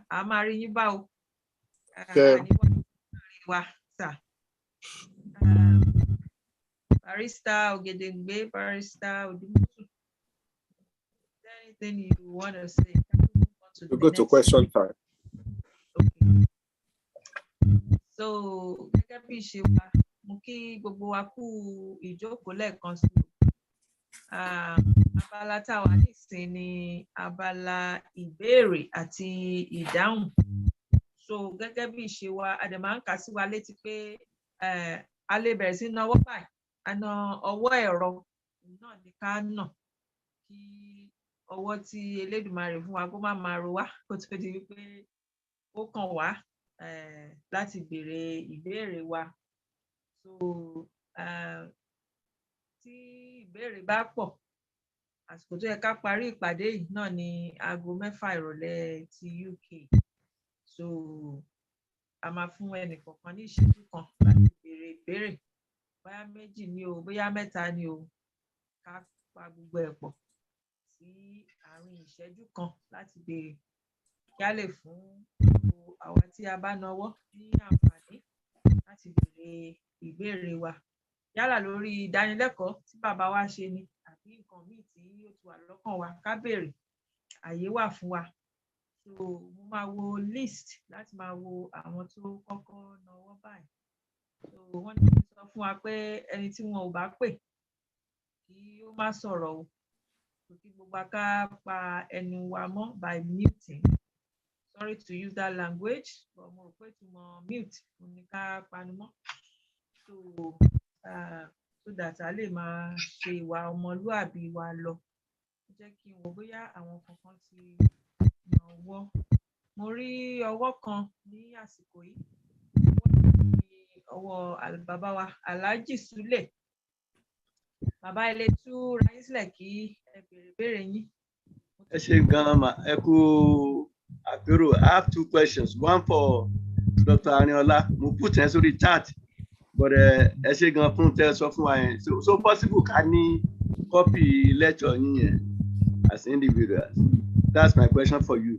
I appreciate everything you said, and I put it on the chat just like that too. Then the second question I'm going to ask, ó lọ bá bàbá wa Àmọ̀tẹ́kùn. Gbogbo nǹkan tí àwọn náà sọ, mo mi pé mo follow up. But bí pé bó ní òṣèlú ṣe bó ní kankan sí ẹ, kí ni ìrànlọ́wọ́ tí ẹ lè ṣe nípa pé ká rí àwọn àǹfààní tá a máa ṣe lórí ká gba òmìnira wa? I listened to your program whereby you stated things down. So what's your own effort in making this come to limelight? Ẹ ṣé sir. Ẹ ṣeun. At one point, nígbà tí wọ́n máa attack the global directorate, almost the same thing now come up pẹ̀lú pé olóṣèlú náà ń bá ṣiṣẹ́. Now, it's unfortunate pé àwọn èèyàn understand the real kí ni a fẹ́ pè, the real issue of pé government or leadership or administration or things like that. Now, a lot of people are out there without understanding the fact we for every situation of society, this struggle, there must be an establishment to listen, can you write? Can you write? And this is coming out from the principle of check and balance. I miss Kenya completely. People are afraid to go there because they feel that their name might be damaged or so I find it very important we can establish. It's no mean feat. Ko easy because anybody to like could àwọn èèyàn máa wà against it àbí wọ́n máa bàjà àbí wọ́n ní like but no pain no gain lọ́rọ̀ ilé ayé yìí. Ẹni bá máa ìkòkò tó máa jádùn ìdí ẹ̀ láti gbóná. So people may not be able to identify with it, but this is something that we have to do. So how you see it, it all depends on but you understand principle here. I believe is part of what is really required. As long as they are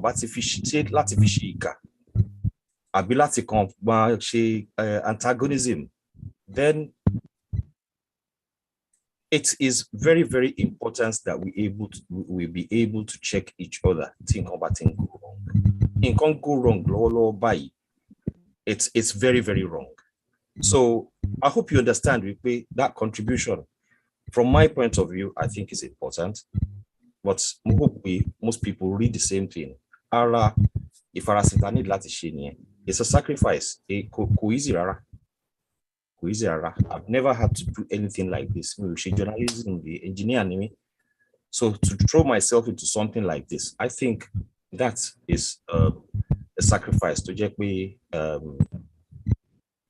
one should admire or try to get into. So, I hope we answer our question.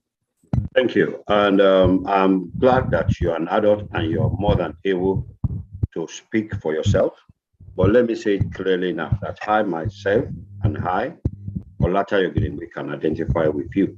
The reason is we are thinking of going to a nation, a pluralistic nation, where people should be able to hear their view.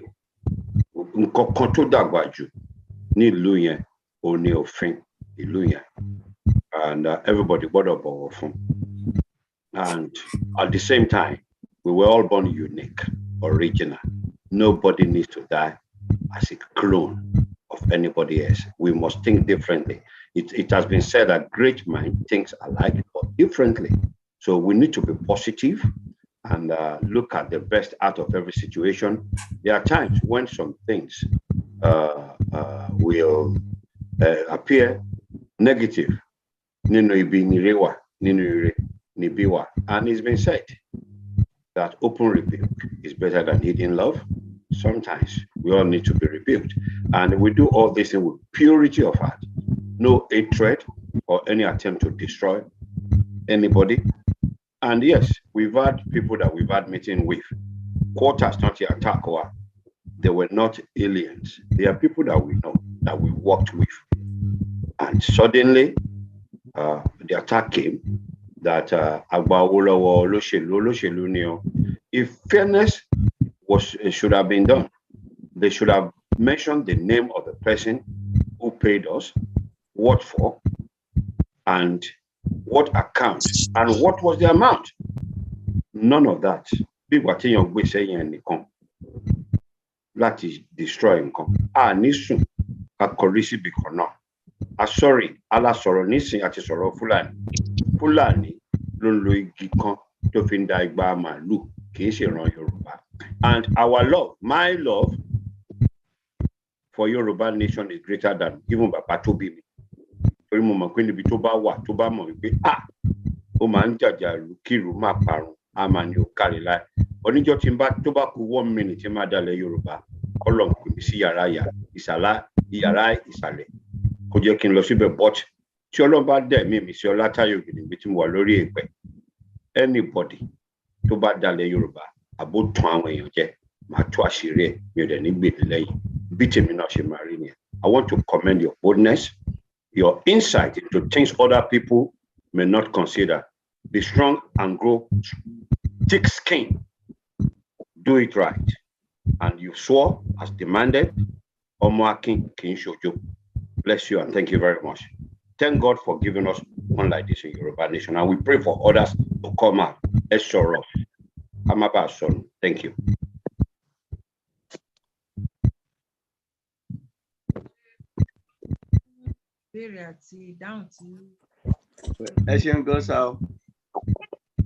I probably need to approach you after the meeting. Daddy. Thank you, sir. Ẹni tó kàn tí mo tún rí ọwọ́ wọn náà ni Chief Lawal, ìyá ìwé. Ẹni tó kù láti béèrè ìbéèrè yín mà. Ẹ ṣé gan ni. Ẹ kú ètò àdàkú ọ̀rọ̀ ìlú. Ẹ̀mí Ọlọ́run ìkan ni. Ọ̀rọ̀ mi náà ó tẹ̀lé nǹkan tí Bàmètò tí wọ́n sọ náà ni. Ọ̀rọ̀ yìí náà ó máa lọ sí ọ̀dọ̀ ọ̀gbẹ́ni wa Àmọ̀tẹ́kùn. Nítorí mo listen sí àwọn nǹkan tí wọ́n sọ.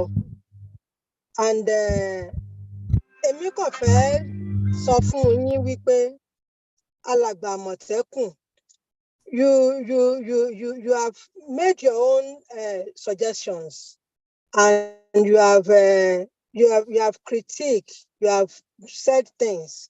But nǹkan ni mo kàn fẹ́ kẹ́ ẹ mọ̀. Olóyìnbó ń pè ọkàn ní constructive feedback. Carry in this our emancipation or agitation to get our nation, we have to be very careful, and we have to mind our utterances. Because ọ̀tọ̀ ni kéèyàn sọ̀rọ̀, àwọn tó ń gbọ́, they can interpret it into several ways. And ẹ jẹ́ ká wà careful pẹ̀lú the way ta fi ń gbé ọ̀rọ̀ kalẹ̀. You may have very good notion, but you have to be very careful. Mo mọ̀ pé bó ṣe ọjọ́ kan ni mo lè gbà lọ́wọ́ yín, you know. But ìmọ̀ràn mi, I have to just give you advice. Because ọ̀rọ̀ orílẹ̀-èdè là ń sọ yìí, kò easy láti jẹ́ olórí. Olórí kan sọ wípé ẹni tó bá gbé wò ó ló máa mọ̀ pé ó wúwo. Talk is cheap. It's easy to criticize. It's easy to talk. But when you yourself are there, when you are there, you will know that ẹni tó bá gbé wò á mọ̀ pé ó wúwo. We all need to support whoever we say is our leader. That's just my ẹ jẹ́ kàn ṣe tán ẹ jọ̀ọ́. ẹ jẹ́ kí n sọ̀rọ̀ yìí. Pẹ̀lú inú mi dùn wípé brọ́dà wa yìí wọ́n wà níbí báyìí. Ọlọ́run á dẹ̀ túbọ̀ máa fún yín lọ́gbọ́n ìmọ̀ àtòyé. Lára àwọn nǹkan tẹ́ sọ, you are very good. But on the other hand, your approach, ìgbékalẹ̀ yín, ẹ jẹ́ ká máa mind ẹ̀. Because ṣẹ́rí kò easy láti jẹ́ olórí. Bẹ́ẹ̀ náà bá wà nípò olórí, you will know what it is. Liz Truss tó fi ṣe prime minister UK ní ìsìn báyìí, ó débẹ̀ ní ìsìn báyìí, kò tí ì pé few weeks, ó ti mọ nǹkan tó dùn ti rí ẹ̀mí ẹ̀ ti ń gbọ̀n gan gidi gan. Ó ti fẹ́ dá gbogbo orí àdúgbò. Ó ṣe dandan ó lè resign, yeah, ìwé kì í ṣe dandan. Liz Truss can resign. Láti sọ ẹjọ́ brother mi ẹjọ́ jẹ́ kí n sọ̀rọ̀ please, because ṣẹ́rí tá a bá wà very careful, àwọn transit wa ó lè ba gbogbo nǹkan jẹ́ torí ẹyin lóhùn tó bá bọ́lẹ̀ ó máa ń fọ́ ni kò lè kí n ṣe túká. And mi ìdẹ̀ fẹ́ kí gbogbo nǹkan irú ẹ̀mí báyìí ní ìṣe ó pẹ́ tí mo ti wà lẹ́nu kínní, mi ìdẹ̀ fẹ́ nìkan kan tó máa mú gbogbo nǹkan tó máa bàjẹ́, tó máa fi gbogbo nǹkan sú anybody, tó máa kínní. Ẹ jẹ́ ká wà careful pẹ̀lú bá ṣe ń gbé ọ̀rọ̀ kalẹ̀. Bàbá Akíntóyè, èmi ò mọ bàbá ìrí mi ìdẹ̀ rí wọn rí, but I think it. Please respond to what you have to say. It's been over 60 minutes, 60 seconds. Thank you very much, Yewe. Mr. Sam Amotekun, please respond. Thank you.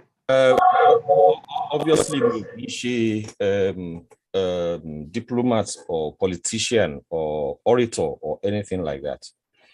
But nílé ayé yìí, àwọn orúkọ kan máa wà tí máa dá fún yín lénìí tó jẹ́ pé tá bá rúri tó bá yẹ pé wọ́n réyàn tó check wọn ní sínú wàhálà tá wà báyìí lénìí. Now, màá kọ́kọ́ dárúkọ Lord Lugard. Tó bá yẹ pé a ní strength at the time láti kọlù wípé rá àfẹ́ amalgamation yìí báyìí àfẹ́ nǹkan kan níwà situation tá wà yìí, but we didn't. Hitler òun náà ṣe the same thing. By the time you knew it, ó destroy gbogbo opposition kẹ́tọ́ mọ̀ ọ́ tó ṣẹlẹ̀. Second World War ṣẹlẹ̀, 6 million people kú. Now, anybody tó wà ńbẹ̀ yẹn tó wá fẹ́ máa believe pé òun fẹ́ máa fi love rin ìrìn àjò yìí, ẹ try kẹ́ center love yẹn sí 60 million people. Survival wọn, future wọn. 60 million tẹ́ ń wò yìí, by the time tẹ́ máa fi rí 50 years, ó lè wọ 120 years. Ṣé ká wá jókòó kí ìrìn àjò wọn bàjẹ́ nítorí pé mi ò gbé scale mi ìrànwọ́ 60 million. Just let it be constructive. I just call him our constructive. Sister, go interrupt you now, please. Èmi ní tolerance pé tẹ́ bá fẹ́ continue láti máa sọ̀rọ̀ kẹ́ máa sọ̀rọ̀ máa listen sí yín máa dẹ̀ dá yín lóhùn. But tẹ́ bá fẹ́ máa interject, ìyẹn máa jẹ́ problem. Ẹ jẹ́ ká try ká lo minimum decorum tá bá lè lò láti fi sọ̀rọ̀. Iṣẹ́ argument. And we can speak, you know. Kí lẹ wí mà? Be brother to sister. But sister, brother to sister. She brother to sister. Gbé scale yín kẹ́ wo interest àwọn tẹ́ ní ṣé 60 million ni àbí a handful of people or one man tó wà níbì kan tó yẹ pé kò competence wà questionable. Ẹ bá tó wá pé àgbékalẹ̀ lẹ́ ń wá, èmi mọ àgbékalẹ̀ ṣe. I'll be blatant because mi ò lè jókòó kí future 60 million kó destroy kí wọ́n dákẹ́ kí n máa wò kí n káwọ́rọ̀. No. Oh God. Anyway, I will find a way to get your number. Yoruba Nation. Please be civil. Please. I sorrow, brother me. I sorrow. Ṣẹgbọ́, ìyá ìwé lórúkọ mi Chief Lawal máa pè yín. Ṣó ti yé yín èmi àti yín a máa sọ̀rọ̀ bíi brother to sister. You're taking over the program. Please, nǹkan tí n pẹ̀lú ìyá ìwé yà ṣe protocol follow na àgbàlagbà ní mami. Ìyá ìwé Adéolú ló sọ̀rọ̀ ẹjọ́ ẹ ká follow protocol. Orderliness all the time, please. Love is very important. Ẹ ṣé Adéolú ló sọ̀rọ̀ ẹ ṣé o. God bless. Thank you, ìyá ìwé. Ẹjọ́ má bínú. Ṣé rí one of the problems ta ní nínú ìjàngbara yìí ni wípé kí a máa wò pé a gbọ́dọ̀ sọ̀rọ̀ síra wa, a gbọ́dọ̀ criticize ara wa tí a bá go wrong.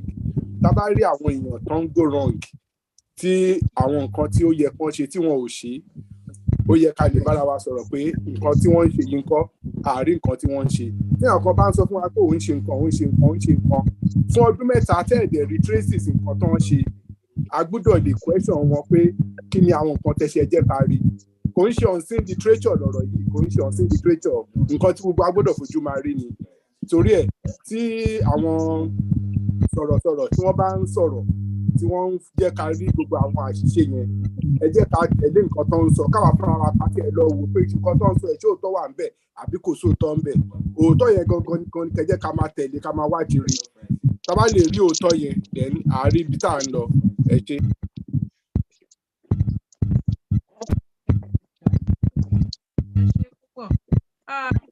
Brian Quay, Amocheko still has something to say.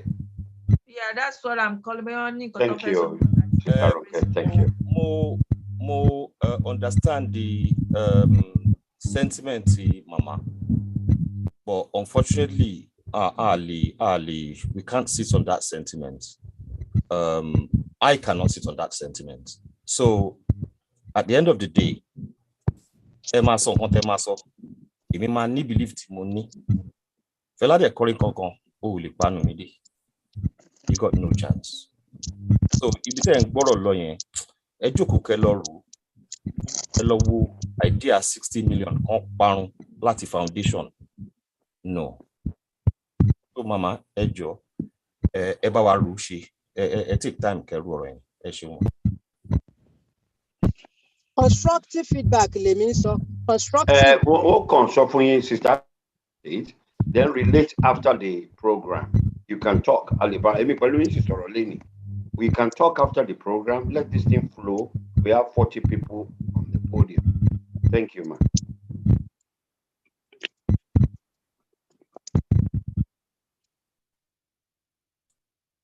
Sister Runke, over to you, please. Thank you.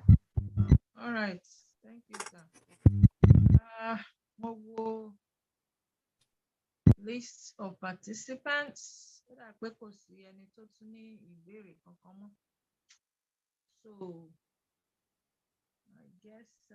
we move on to the next thing. Let's see what that is. Baba Francis Adefi Onowosoke. Baba, ṣe video yín, sir. Thank you. Mo kí gbogbo ilé pé ẹ kú ìpàdé o. Ìbéèrè tí mo ní ni pé bí ó ṣeé ṣe láti pé ká ní ibi tí a ti lè béèrè ohun kan tó ń jó wa lára, àkójọpọ̀ ìbéèrè tó sì ṣe pé ìbéèrè tó ṣe pé ẹni tí ó dára lóhùn á dára lóhùn pẹ̀lú òtítọ́ àti ohun tó ń ṣẹlẹ̀ nínú ẹgbẹ́. Onígbà míì ibẹ̀ téèyàn ó rí àwọn sọ̀rọ̀sọ̀rọ̀ yẹn tí wọ́n ń sọ̀rọ̀. Fún àpẹẹrẹ, àwọn kan ó dàbí ẹni pé wọ́n plan yìí pé ìwọ́de ó wà, bàbá Akíntóyè ó jáde, Chief Ìgbòho ó jáde, nǹkan kan báwọn yẹn. Irú ìbéèrè báwọn yìí tó lè wáyé láti pé ká lè rí ibi tá ò ti béèrè lọ́dọ̀ àwọn tá a ti gbọ́ òdodo ọ̀rọ̀. Ẹ ṣé. Thank you, Daddy. Ó kúkú ṣe pàtàkì nǹkan tẹ́ ẹ béèrè. Wọ́n ní àbèrè ọ̀rọ̀ olófẹ́ ìdí ẹ̀ gbọ́. Irú oore ọ̀fẹ́ yẹn mo fi ipò wà. Ibi tó ṣe wà ní pé àwọn nǹkan kan wà tó jẹ́ pé àwọn tó bá ṣe agbátẹrù ẹ̀, inú wọn máa dùn wípé ẹ̀yin gẹ́gẹ́ bí ìkan nínú àwọn àgbà ìlú àti gbogbo àwọn ọmọ ìlú náà wọ́n fi ìfẹ́ hàn láti fọwọ́sowọ́pọ̀ pẹ̀lú wọn láti mọ nǹkan tó ń ṣẹlẹ̀. Ìwọ́de nǹkan tó dáa ni, kì í ṣe fún ìdílé bàbá ẹnì kankan, ìdílé fún ìran Yorùbá ni. So báwo ni a ṣe lè mọ ọ̀tá bá fẹ́ mọ̀? Tá a bá ti rí pé irú bọ́n ti polongo wípé ìwọ́de máa wà, àwọn flyer táwọn èèyàn máa ń sẹ̀ǹdì káàkiri yẹn, bó ṣe ibi tẹ́tí rí Sunday Igboho tán fi sí tán sọ̀rọ̀ nípa ìwọ́de, àbí kó jẹ́ ibi tí wọ́n ti sọ̀rọ̀ wípé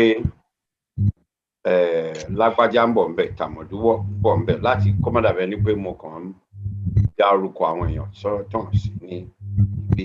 Tá a bá lọ sí irú ìpàdé yẹn, gẹ́gẹ́ bí àwọn èèyàn ṣe lé orí ọ̀fẹ́ láti béèrè question lọ́wọ́ wa níbí, I'm sure pé they will be more than happy to answer whatever questions you have. ó kàn dàbí ìgbà tó yẹ pé directorate la fẹ́ ṣe nǹkan ṣé àwọn kìtẹ́ torí ẹ wà ń bí ẹ bèrè lọ́wọ́ wa and we're not deluded to think that of all the people here today kì í ṣe gbogbo wọn náà ní member directorate àwọn ẹlòmíì kan fẹ́ wá gbọ́ pé kí náà ṣe báwo náà ṣe tó bá ní dẹ̀ ní béèrè á béèrè so nǹkan tẹ́ ẹ béèrè yẹn mo fi pé ó ṣe pàtàkì but ibi tí a ti lè gbọ́ òkododo ọ̀rọ̀ ní ibi tí àwọn èèyàn bá ti ṣe àpéjọ tí wọ́n ní wọ́n fẹ́ ṣe nǹkan kan bá la gbé kalẹ̀ o a lè béèrè lọ́wọ́ wọn pé ok nǹkan báyìí lẹ fẹ́ ṣe níbo lẹ ti fẹ́ ṣe báwo lẹ ti fẹ́ ṣe níjọ́ wo lẹ fẹ́ ṣe so gbogbo nǹkan tó bá jẹ́ area of interest wa a béèrè lọ́wọ́ wọn then a lè fi ẹ̀dọ̀ sórí òfo róòrò so yes nǹkan tẹ́ ṣe ibi tá a ti lè béèrè ní ẹ̀dáde ibi tá a bá ti ń polongo ìyẹn táwa náà bá dẹ̀ tún ní information ní directorate kì í ṣe dandan kó jẹ́ pé ẹgbẹ́ directorate nìkan abẹ́gẹ́ ni ó máa ṣe nǹkan but tí ẹlòmíì bá ń ṣe information bàbá àlè we are passionately giving it out is the most potent fún ìran Yorùbá at the moment ó ju ìrọ́dì lọ depending on where we are standing information wọ́n ní àwa ọmọ òtítọ́ sọ wá di òmìnira a lè ìwọ́de dá o gbogbo ẹ̀ sowọ́pọ̀ wọ́n fọwọ́ sora wọn pọ̀ ní ọmọ ń wò pé àwọn ọmọ wa tó ń bá wọ́de tó ń tún kó information cd flyer bàbá àlíyù tó ń tún kó fáwọn ìyá wa lọ́jà àwọn tó ń bọ̀ láti secretariat tó ń bọ̀ láti kínní wọ́n tún fún wọn ní cd wọ́n á gbọ́ nílé wọ́n á gbọ́ nínú mọ́tò wọ́n á gbọ́ lọ́fíìsì ó lójú ẹni tó máa mọ̀ wípé wọ́n ti ṣe wá lọ́ṣẹ́ ó ti pẹ́ tó dẹ̀ máa rí gbogbo information tí bàbá àlíyù single handedly tọ́lọ̀ ń gbé dìde fún ìran Yorùbá tí kìí ṣe fún ẹgbẹ́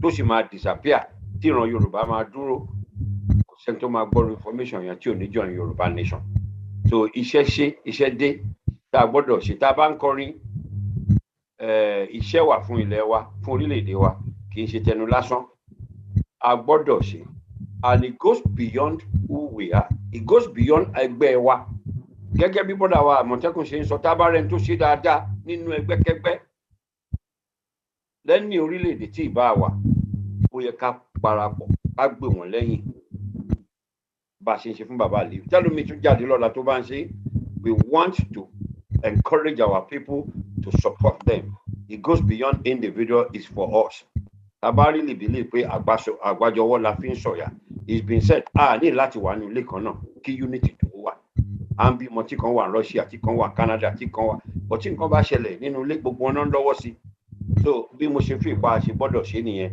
and we want to support those nationalists and we want to continue to do so with our substances and because ẹnu òfìfo kì í dún wóró ó ṣe pàtàkì jùlọ tá a bá ti rí báyẹn and gẹ́gẹ́ bí àṣà tiwa níbí we promote what do you call it we actually what we advertise to our people are the projects not the resources ẹ gbọ́dọ̀ mọ ibi tó wọ yín lọ then the feedback pé àwọn kan báyìí láti ṣe ó ṣe pàtàkì because ibi tí wọ́n ní tibiti rẹ òun la dá ilé ayé ibi tó yẹ pé ọmọ ọ̀dọ̀ wa gbogbo wa a gbọ́dọ̀ fi ọgbọ́n ṣe nìyẹn Elédùmarè á fún wa ṣe thank you very much baba Adéfé God bless you. ẹ ṣé mo dúpẹ́.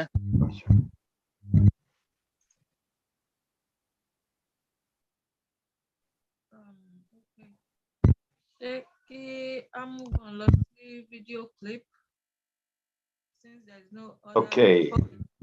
náwó nìsín Fẹ́mi. ẹ jọ̀ọ́ tán fídíò yín sá o. Yeah.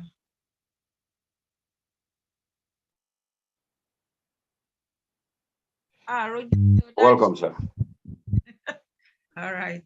I do. Ojú àgbẹ̀ wa o. Àṣẹ.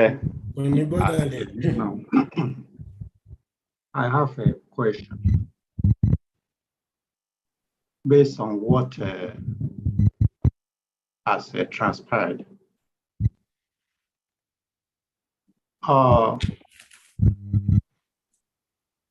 I've said this times without number. from what I've heard, coordination and control among the credible groups are missing.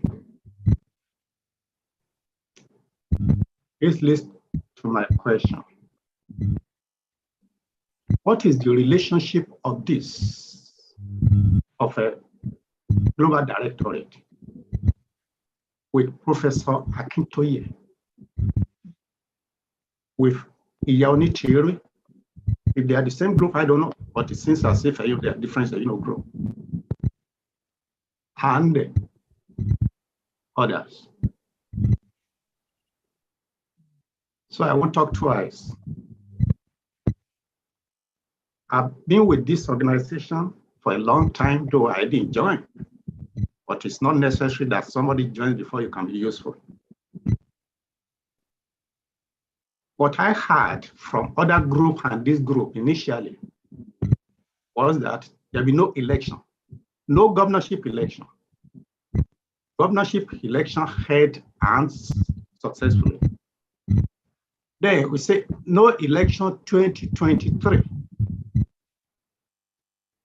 Now we are approaching.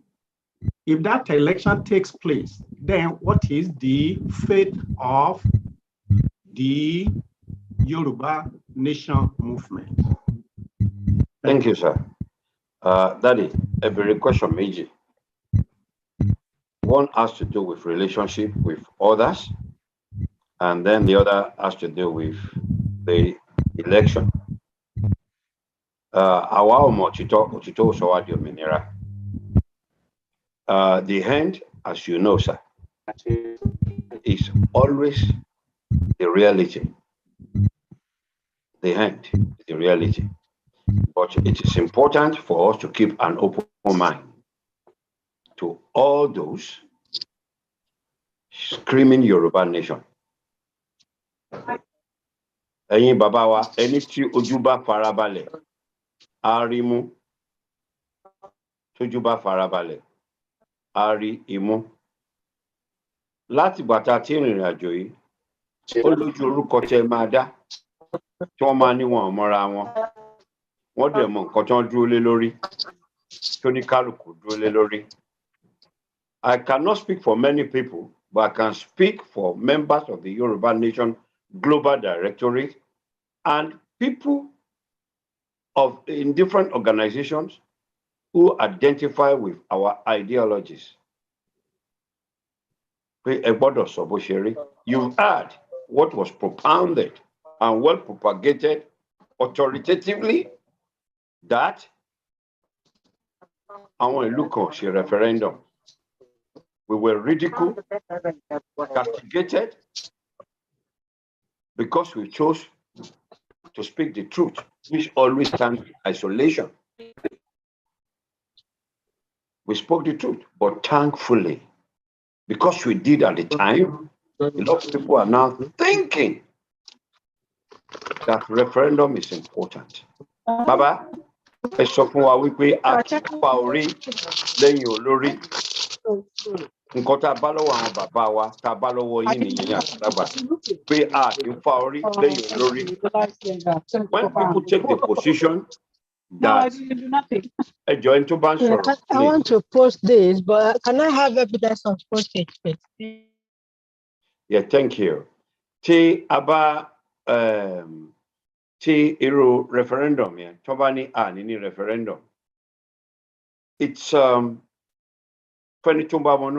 it's disrespectful of millions of Yoruba people.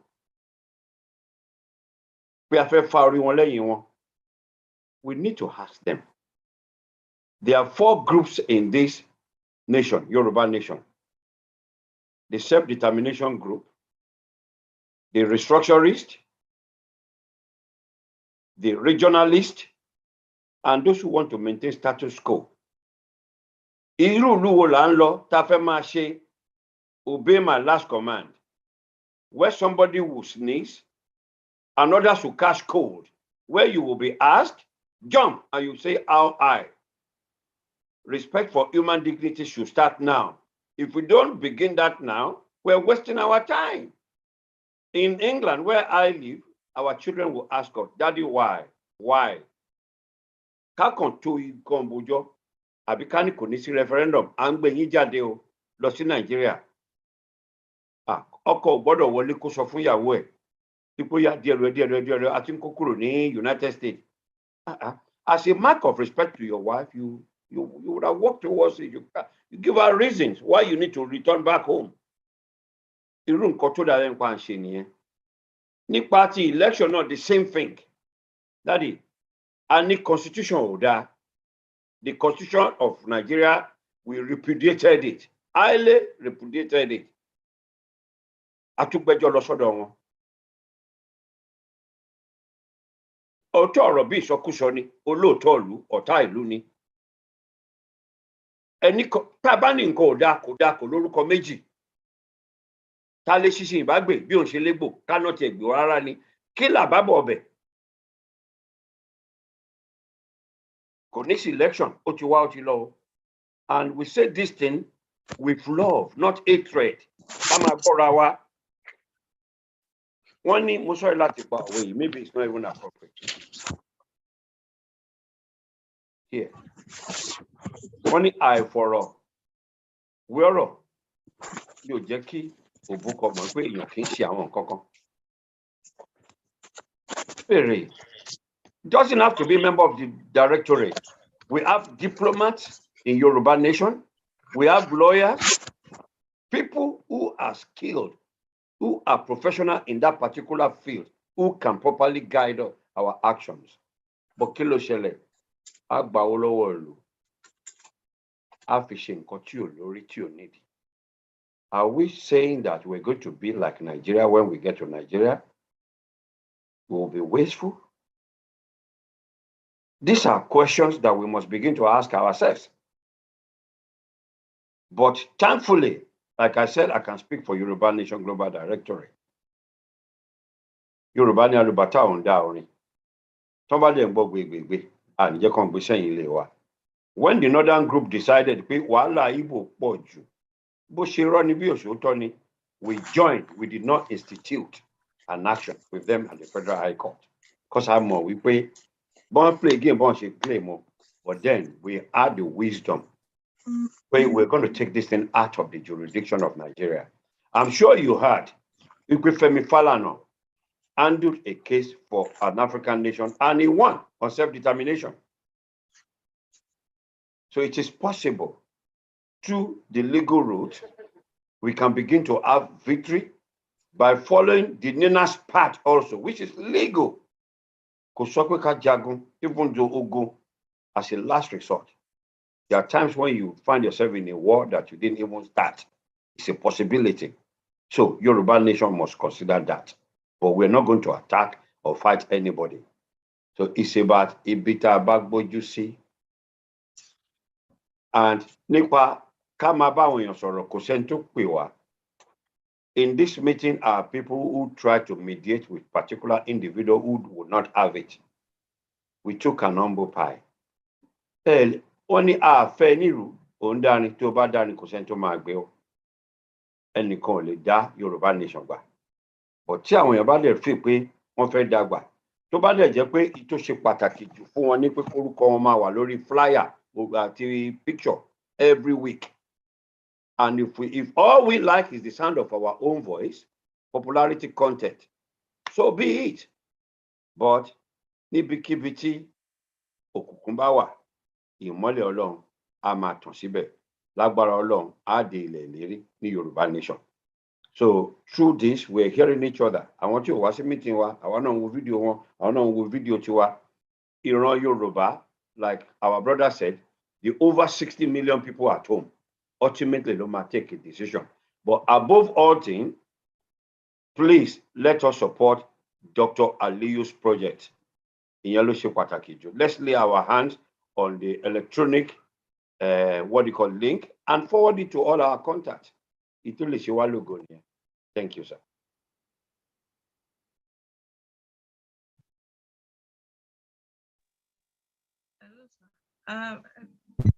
Bàbá wa Fẹ́mi ṣe wọ́n ti ṣe àlàyé. Omi pé ṣé nǹkan tí wọ́n sọ yẹn ká tẹ̀síwájú. Well, I'm okay with it, but please, you're right here. Tí a bá wo nǹkan tó ṣẹlẹ̀ láyé àtijọ́ to lead you to where we are now, we're in big trouble. Because what I can see here, not from this, from others that I've been watching, not attending. People, Owo is a big problem of Yoruba. I don't know why. I don't know why. There's big division. We need to strive, please, regardless of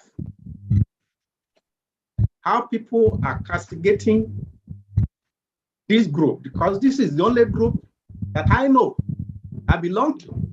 Let me put it that way. I've never attended any other meetings. But it seems as if somebody is lifting it up, some are drawing it down. How long will that continue?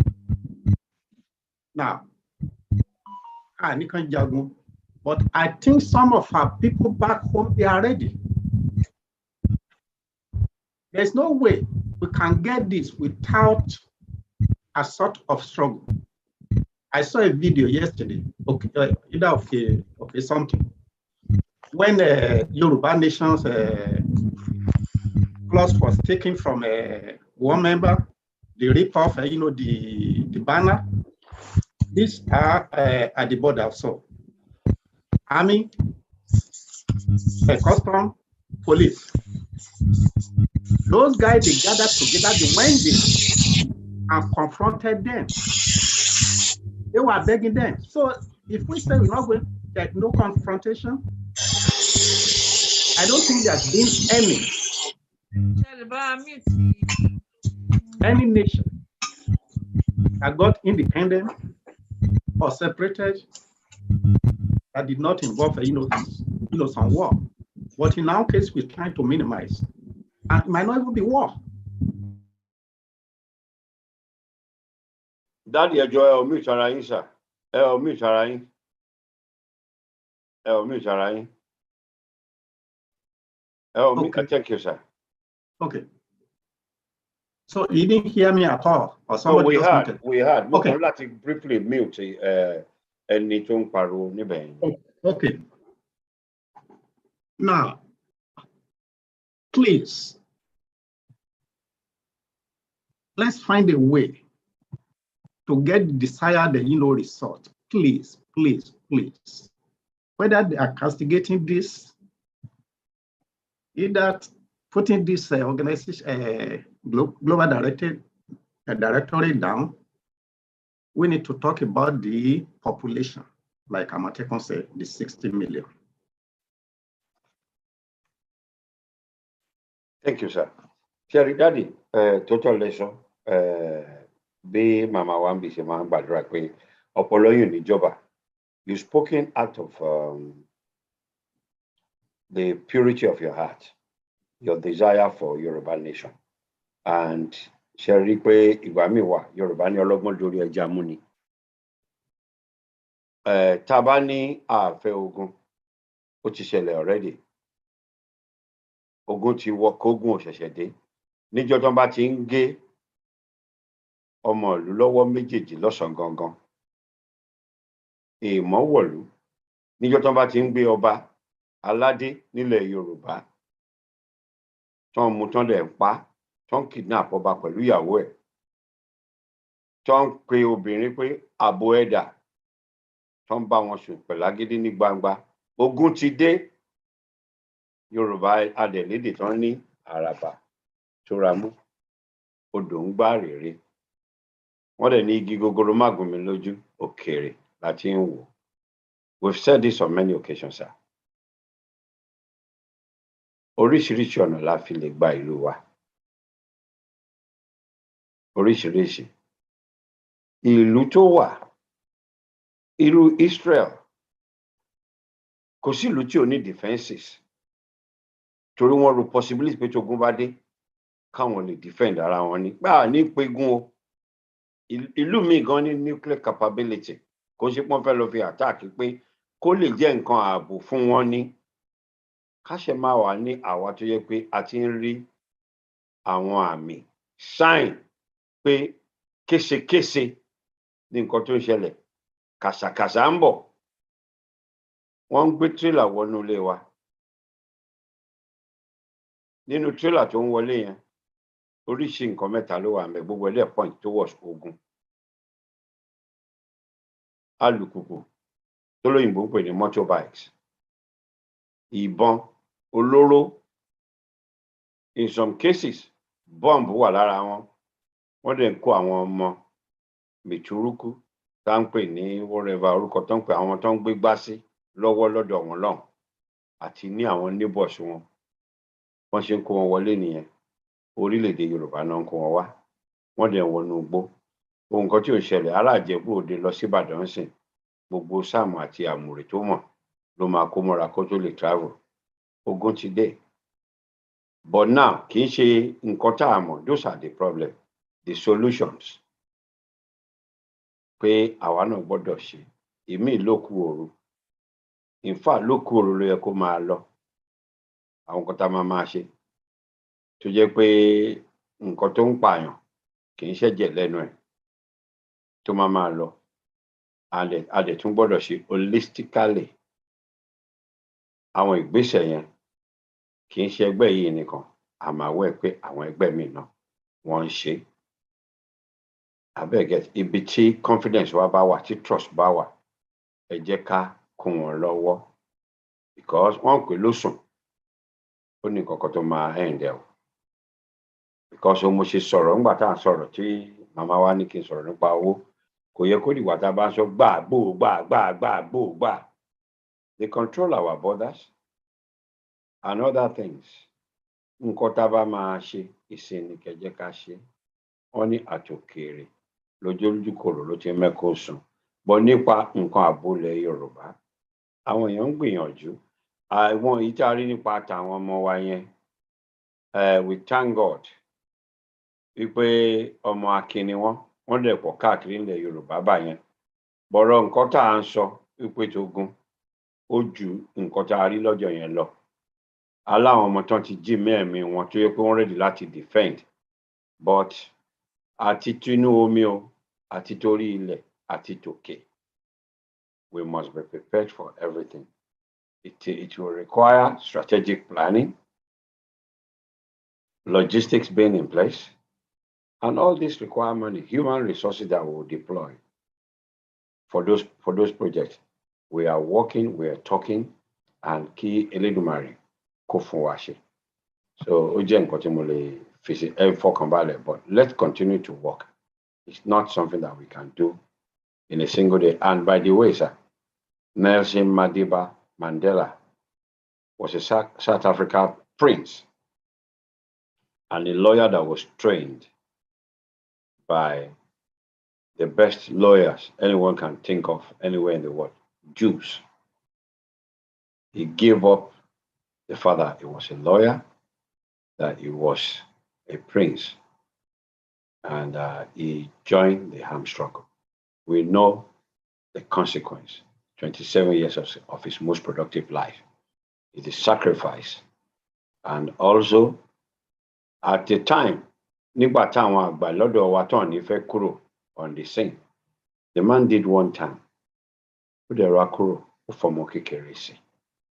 Irú orílẹ̀-èdè tó yẹ ká máa dream of nìyẹn, kì í ṣe dandan. Èmi nìkan tọ́ta Ògèdèngbé bá kú léni, Yorùbá nation will move on.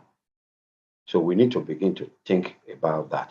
There are other people that can always do whatever we are doing. Orí ọ̀fẹ́ la ní. So ká má kọrin àfèmí. Wọ́n lè yẹn ní ọba àkọ́kọ́ ṣe tó fi tẹ́. My brother Amotekun said something in the video and I share that view. If anybody should come along that can do what we're doing or have an insight better to teach us, we should take it or stand beside or behind the person. and work together, the most important is we achieving the purpose for which we set out. Ìyẹn ló ṣe pàtàkì jù. Lágbára Ọlọ́run àbá alẹ́ rìn ayọ̀.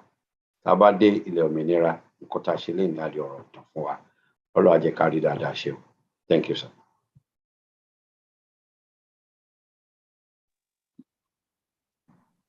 Thank you. Okay.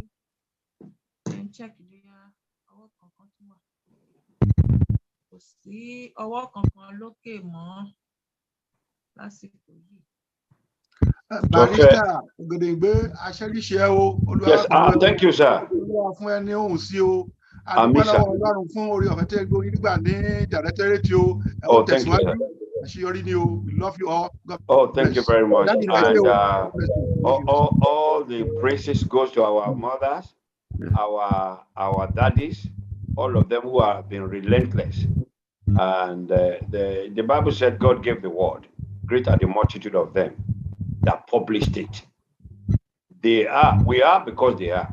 So we take nothing for granted. We thank them for their relentless effort. Someone like Mama Wakwacha, she will come from work. Can you imagine?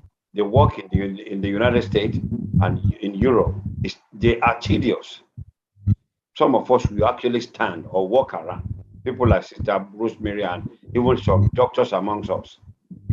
It's all about standing, but yet they'll still find time to come and attend to this program for about 3 or 4 hours. So Baba Eshegon, and I take that and I give it to you and everybody else. We thank God Ori of Felariba Eshegon. Thank you, sir.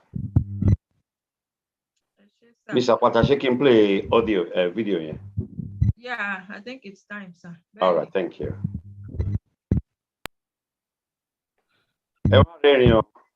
We've been very serious. It's time to laugh at the same time be serious. Thank you. For sale. Ẹ wá ra o for sale. Ẹ tó lè sọ òsì. Wàláhì títà ni. For sale ni ó gbẹ̀yìn ẹ̀ last. Kéni ẹ mọ̀ tí mò ń sọ. Wàláhì tẹ́ ẹ bá dẹmọ tẹ́lẹ̀ ẹ mọ̀ tí mò ń sọ. Wàláhì alábòsí ni.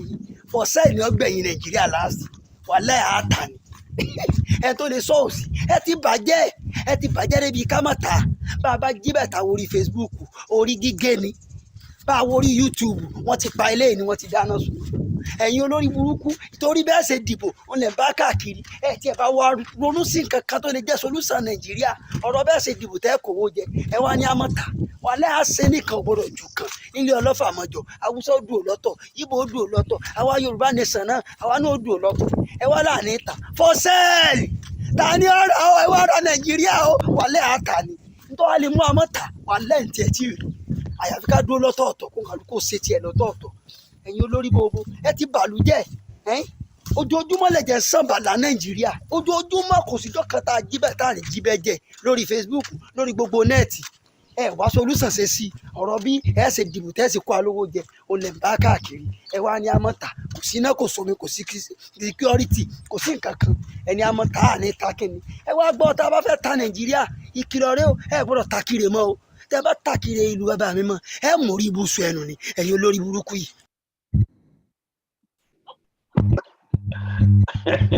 Lisa náà mọ Lisa wà ní Yorùbá ọjọ́ bó ṣe jẹ́ o. Jẹun fún kílípù yẹn o mo rò pé ìpàdé wa ti ń wá sí òpin báyìí.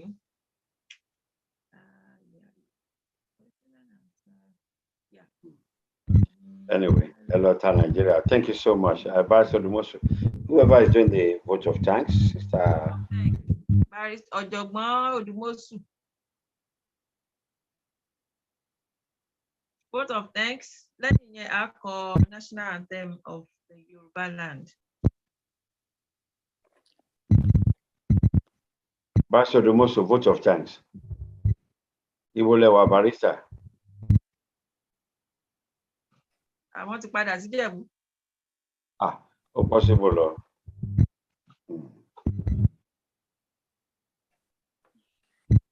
All right, okay. Tí Pastor Odùmọ̀ṣù bá síbẹ̀. Brother Olujude, can you please give the vote of thanks on behalf of the honorable people of Yoruba Global Directorate.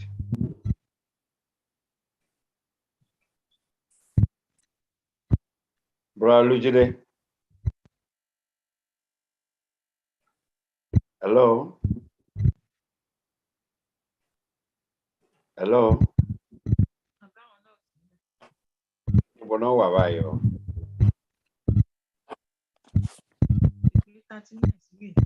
Baba Bakari ṣé wà ńbẹ̀? Baba.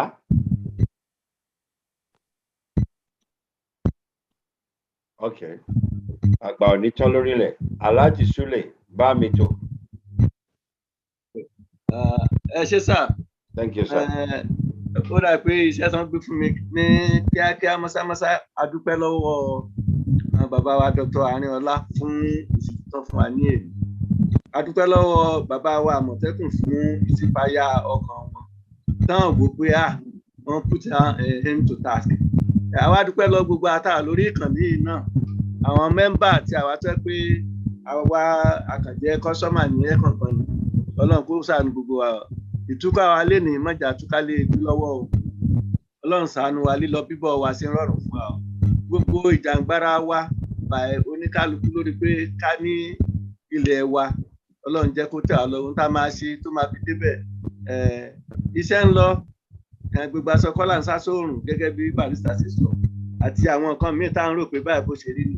Bàbá Fẹ́mi, ẹ̀yin náà tẹ́ bá lè ṣe sí yàtọ̀ sí pé kẹ́ béèrè question person béèrè tó jẹ́ pé being repetitive, ẹ jọ̀ọ́ ẹ náà bá look into what can be done to make things work right. Gbogbo wa wọn ní ká tọ̀ sójú kan hóhó ìyẹn ni ká ṣe, ẹ jọ̀ọ́ Ọlọ́run á ràn gbogbo wa ṣe o. Ẹ má jẹ́ kó sú wa o. Àwa tá à ń ṣe Dr. Larry Ajewole, ẹwà bàbá wa Málé Martin, gbogbo mi lè dárúkọ everybody, gbogbo wa náà ni mo kí pé a ṣe àkú ìpàdé. Ìgbà tá a bá máa tún pàdé ńjọ́ mẹ́jọ mọ́jà ká pẹ̀lú náà. Má jẹ́ kí a gbọ́rọ̀ aburú lára ẹnìkankan nù wa. Ẹ ṣé gan-an ni o, ẹ kú àṣeyọrí o, àṣetẹ̀ní náà yọrí, a máa ṣe yọrí ní gbogbo ìgbà. Kọ́lọ̀ má dá wa ní ẹ̀kọ́. Ká má jẹ́ kí ó sú wa o. Ìjàngbáradì yìí à ń jà lọ náà ni. The struggle continues. Náà get there someday, inshallah. Ẹ ṣé gan-an ni. Thanks much.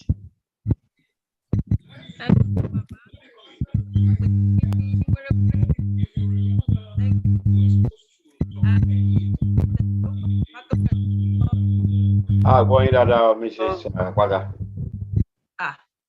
Okay, a ti ń gbọ́ yín. Hello. A ti ń gbọ́ yín. Mo ń dúpẹ́ lọ́wọ́ bàbá tí wọ́n bá wà ṣe àwọn tẹ̀ dáwọ́ máa kọ orin bẹ̀rẹ̀ sí gbọ́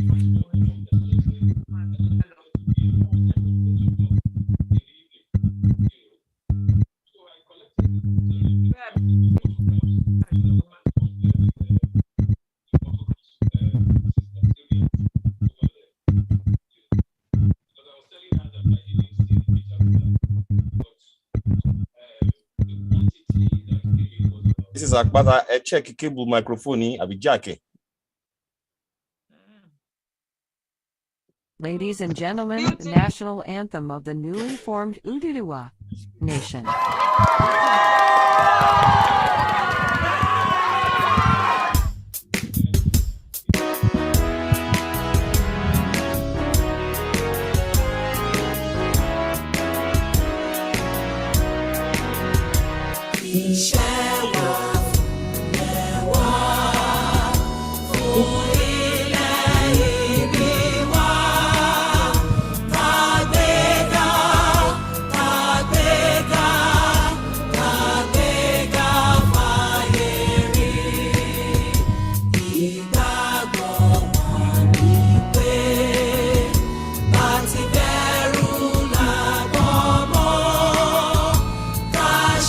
Share.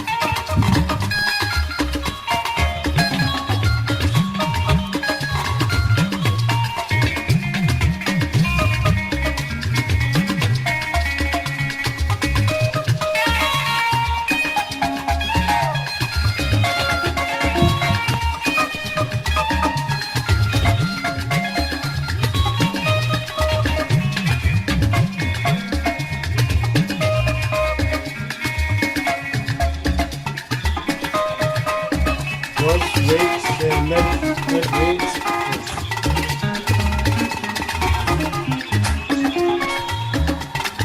Fimi lọ́kàn balẹ̀ Olúwa, ọ̀rọ̀ mi ò dákun má jẹ́ ṣiṣẹ́.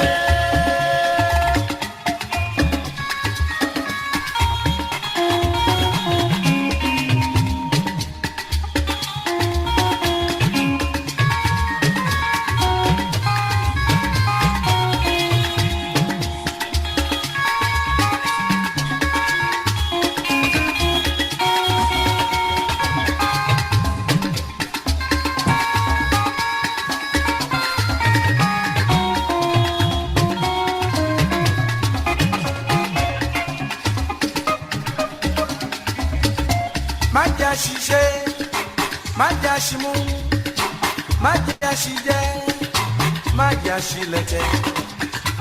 Elédùmarè bọ̀rọ̀ wá ro, dákun má jẹ́ ṣiṣẹ́. Fimi lọ́kàn balẹ̀ Olúwa, bọ̀rọ̀ mi ro, dákun má jẹ́ ṣiṣẹ́.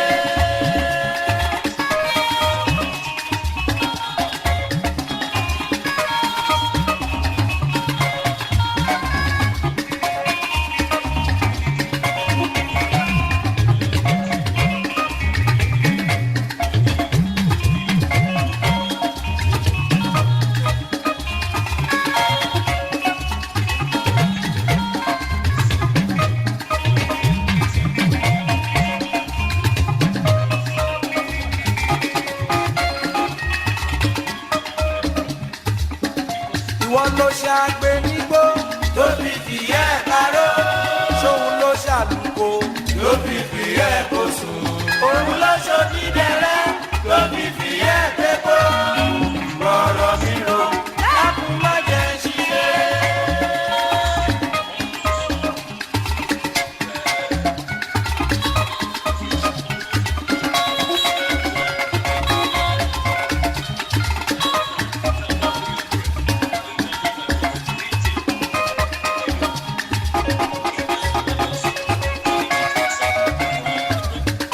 Ìwọ ló ṣàgbé nígbó ló fi fìyẹ́ parọ́. Ṣòun ló ṣàlùkò ló fi fìyẹ́ kó sùn.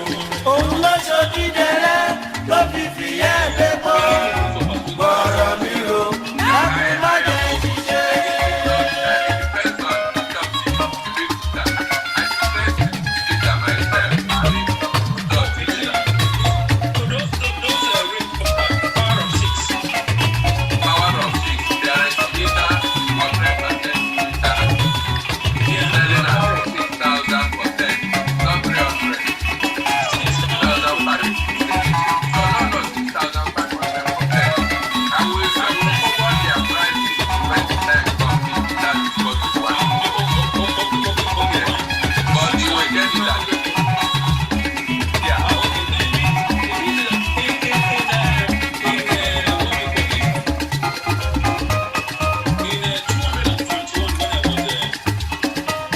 Níní owó ẹ̀dá ṣé ò bá bàrà? Àìní owó ẹ̀dá ò ṣe ò bá bàrà.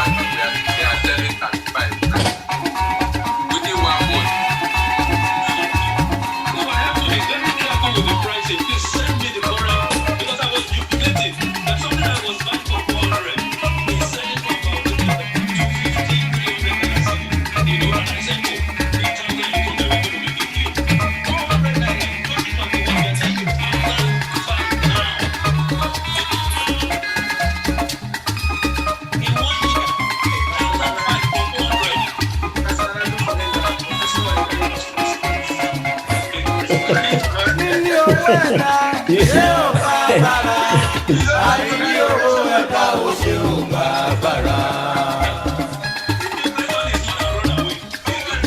níbi tálágbára gbé ṣiṣẹ́ ló ṣe wàhálà.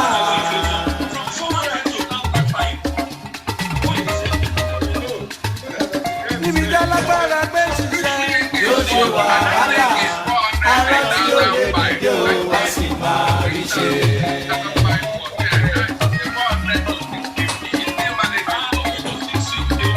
aráyé ò kẹ́ má pa kádàrá mi dà aráyé ò kẹ́ má pa kádàrá mi dà ayé ló fún ènìyàn lọ́sàáyé ò ayé aráyé ò kẹ́ má pa kádàrá mi dà ayé ò ló fún ènìyàn lọ́sàáyé ò ayé aráyé ò kẹ́ má pa kádàrá mi dà ayé ló ṣe lá kí lá fi kó lórí aráyé ò kẹ́ má pa kádàrá mi dà ayé ló ṣe kàn tó fi wẹ̀wù ẹ̀jẹ̀ ó aráyé ò kẹ́ má pa kádàrá mi dà ayé tó tó àkàmọ́ra mo dúpẹ́ kí bá ṣe aráyé ò kẹ́ má pa kádàrá mi dà ayé ayé ayé ayé ò ayé tó tó aráyé ò kẹ́ má pa kádàrá mi dà ìbáráyé mo dúpẹ́ kí bá ṣe aráyé ò kẹ́ má pa kádàrá mi dà kádàrá ni ó pápá kádàrá mi dà aráyé ò kẹ́ má pa kádàrá mi dà kádàrá ni ó má pa kádàrá dà ó aráyé ò kẹ́ má pa kádàrá mi dà ayé ló ṣe náà tí láfi kó lórí aráyé ò kẹ́ má pa kádàrá mi dà àwọn ló ṣe kàn tó fi wẹ̀wù ẹ̀jẹ̀ ó. Yes, I just want to quick reminder. Let us apply horrible Kali. He got a phone.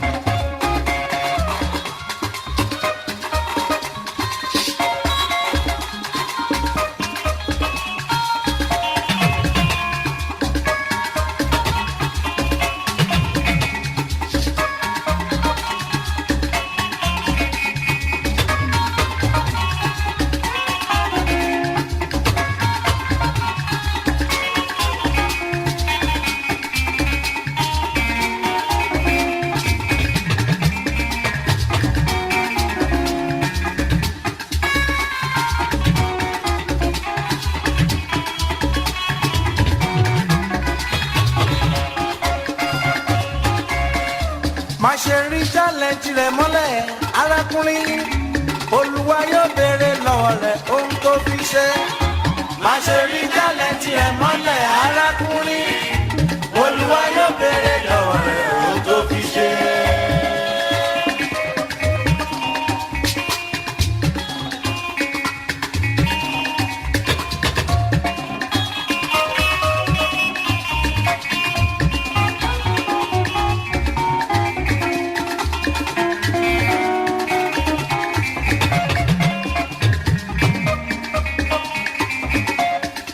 má ṣe rí challenge rẹ mọ́lẹ̀ arákùnrin olúwa yóò béèrè lọ́wọ́ rẹ̀ ohun tó fi ṣe. má ṣe rí challenge rẹ mọ́lẹ̀ arákùnrin olúwa yóò béèrè lọ́wọ́ rẹ̀ ohun tó fi ṣe. èèyàn mi ò tẹ́ bá bímọ kékeré nígbà tó bá wà lọ́mọdé tó bá fẹ́ràn láti máa gbá bọ́ọ̀lù ẹyẹ ẹ má bá wí o. ó lè jẹ́ tọ́ndà lọ́la ni àbí kó jẹ́ ìlẹ́rìíkà àbí kó jẹ́ Dẹ̀jọ́ Fáyẹmí. má ṣe rí tálẹ́ǹtì rẹ mọ́lẹ̀ arákùnrin olúwa yóò béèrè lọ́wọ́ rẹ̀ ohun tó fi ṣe. má ṣe rí tálẹ́ǹtì rẹ mọ́lẹ̀ arákùnrin olúwa yóò béèrè lọ́wọ́ rẹ̀ ohun tó fi ṣe.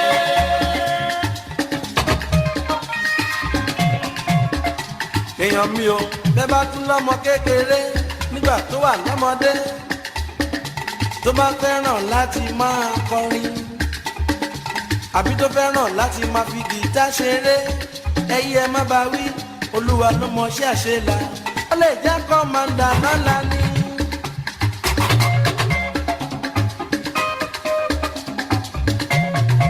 má ṣe rí tálẹ́ǹtì rẹ̀ mọ́lẹ̀ arábìnrin olúwa yóò béèrè lọ́wọ́ rẹ̀ ohun tó fi ṣe. má ṣe rí tálẹ́ǹtì rẹ̀ mọ́lẹ̀ arábìnrin olúwa yóò béèrè lọ́wọ́ rẹ̀ ohun tó fi ṣe. bá tún lọ́mọdé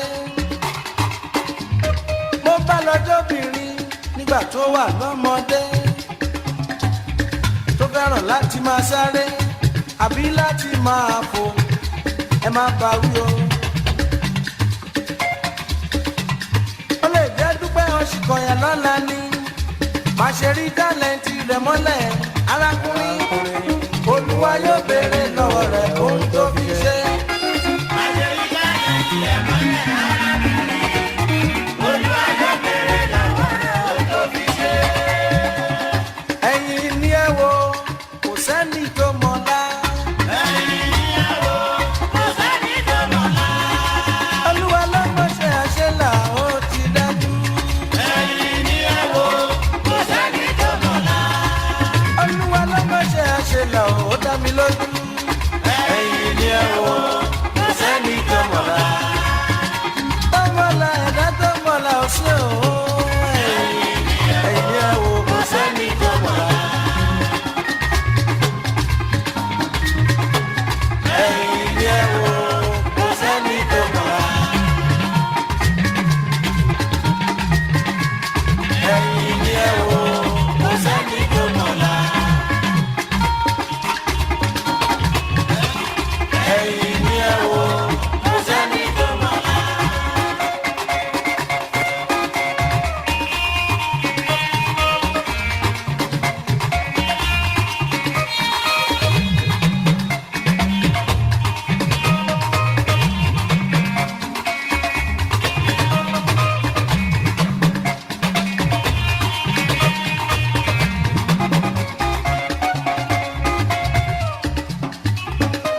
Odile ẹni pàtàkì chief alhaji mi moshood mi o kashi mi o ọmọ abiola ọmọ chief balógun ọjọ́ chief salahu mi o adelẹkan mi o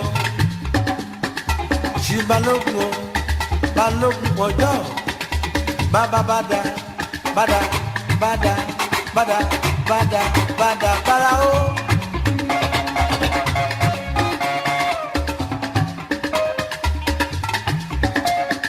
Mari balógun lẹ́yìn mi.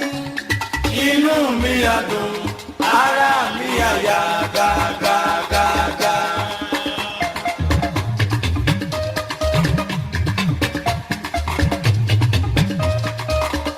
Mari balógun lẹ́yìn mi. Inú mi á dùn, ara mi á yá gágágágá. Ọdẹ ẹ̀dẹ̀ ló wà, ọdẹ ẹ̀dẹ̀ ló wà. Tàbí yàrá ló gbé wa tó bá ti gbóhùn mi o má sùn máa wo dákun ṣáà máa bọ̀.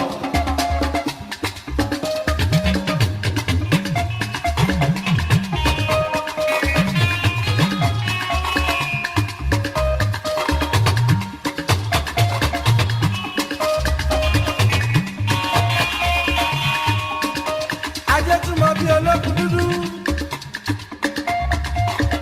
ṣì bàdàbàrà ó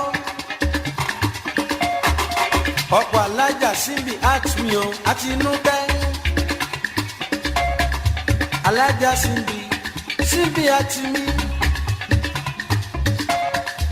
ọ̀pọ̀ kúdírà túmí o ọláyínká ọ̀pọ̀ adébísí àwọn olúgun mi òkè àwọn rasheed williams ní ìlẹ́rọ̀ ọmọlọ́lá. ẹ má nà ọmọ balógun bí ẹ bá nà ọmọ balógun ìdákìrì yàwọ̀ lú ẹsẹ̀ kiri yàwọ̀ dé.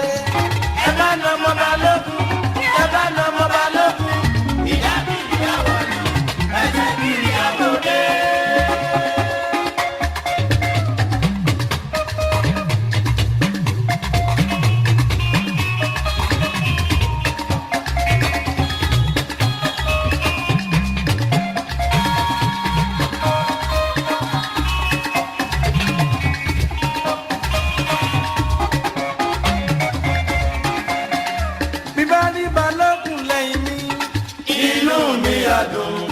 Ara mi àyà gàgàgàgà.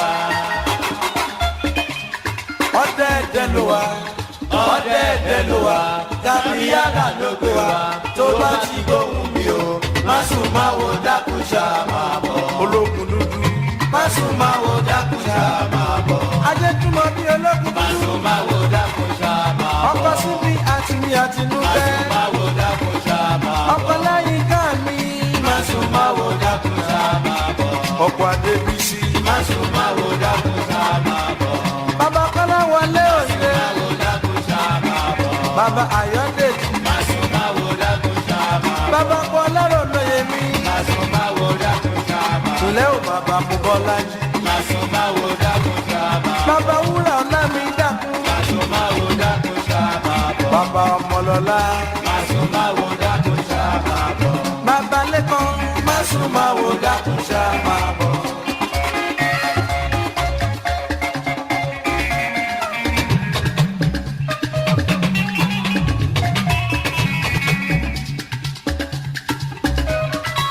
Aláàjì mi o Abíọ́lá Aláàjì mi o Abíọ́lá ó yẹ ká lè bá wọn lọ tẹ sọ̀rọ̀ àwọn aláìdá àwọn abatẹnijẹ́ ojú la fẹ́ ni àwọn amọ́niṣe ni àwọn apẹ̀gàn ènìyàn ajẹniṣẹ́ ni àwọn lọ́tẹ̀ ènìyàn ó yẹ ká lè bá wọn wíwí pé ẹ̀jẹ̀ lọ wá ṣẹ̀ṣẹ̀ ẹ̀jẹ̀ lọ wá ṣẹ̀ṣẹ̀ bẹ́ẹ̀ ò bá lọ wá ṣẹ̀ṣẹ̀ a ó fẹ́ jọyàn sórí ṣàwòkò nílẹ̀ yìí ó nílẹ̀.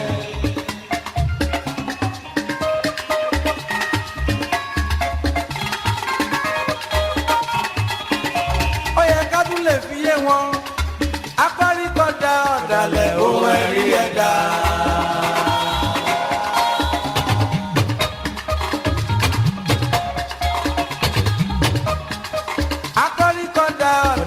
ohun ẹ̀rí ẹ̀dá tẹ́ bá dánmọ́láńké a ó fi yín lọ kẹrù lóyìnbó.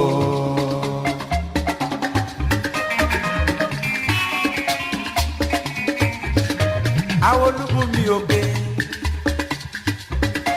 àwọn Rasheed Williams ní àyànfẹ́ rọmọlọ́lá apáríkọ̀dá ọ̀dàlẹ̀ ohun ẹ̀rí ẹ̀dá. ohun ẹ̀rí ẹ̀dá tẹ́ bá dánmọ́láńké a ó fi lọ́kẹ̀rù lóyìnbó. bàdàbàdà báraú ológun dúdú bàdàbàdà báraú ológun dúdú. ajé tí mo bí àwọn olúkún mi òkè mi bàdàbàdà báraú ológun dúdú. ọ̀pọ̀ alájà síbi àtinúkẹ́ ń kọ́ bàdàbàdà báraú ológun dúdú. ọ̀pọ̀ kúdí láti mi ò ọláyínká bàdàbàdà báraú ológun dúdú. ọ̀pọ̀ adébísí aláàjì Abíọ́lá.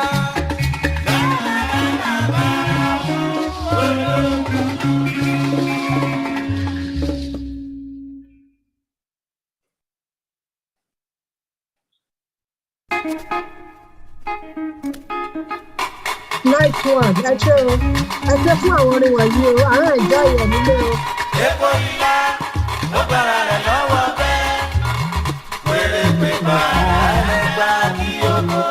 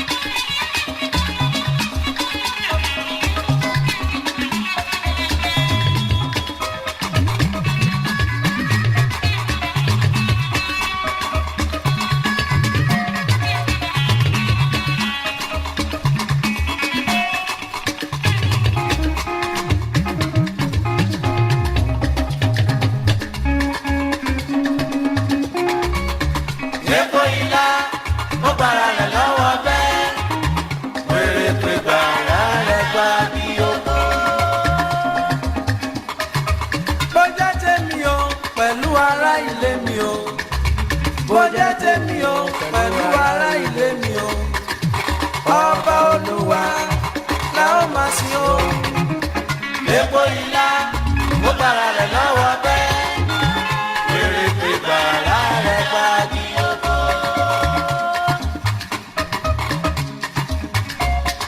ẹ̀dá ò lè wà láyé láláì ní ọ̀tá ènìyàn ò lè wà láyé láláì ní ọ̀tá àmọ́ tó bá jẹ́ nípa tèmi ni mo ti fọ̀rọ̀ mi lÓlúwa lọ́wọ́. epo ilá ó bára rẹ̀ lọ́wọ́ bẹ́ẹ̀ wèrè pé bàrà rẹ̀ bá di oko.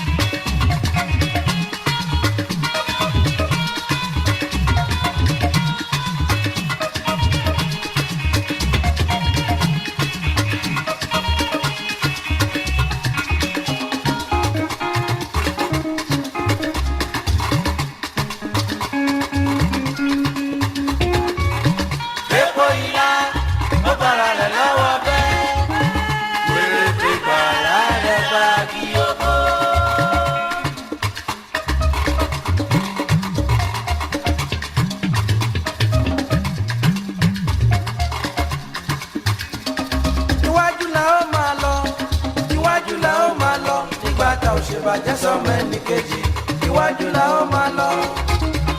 epo ilá ó bára rẹ̀ lọ́wọ́ bẹ́ẹ̀ wèrè pé bàrà rẹ̀ bá di oko. ìgbà mi dọ́wọ́ rẹ̀ mo fẹ́ kó wà níbẹ̀ bínú ní tàbí òtítọ́ bó bá ti rí bó tọ́. epo ilá ó bára rẹ̀ lọ́wọ́ bẹ́ẹ̀ wèrè pé bàrà rẹ̀ bá di oko.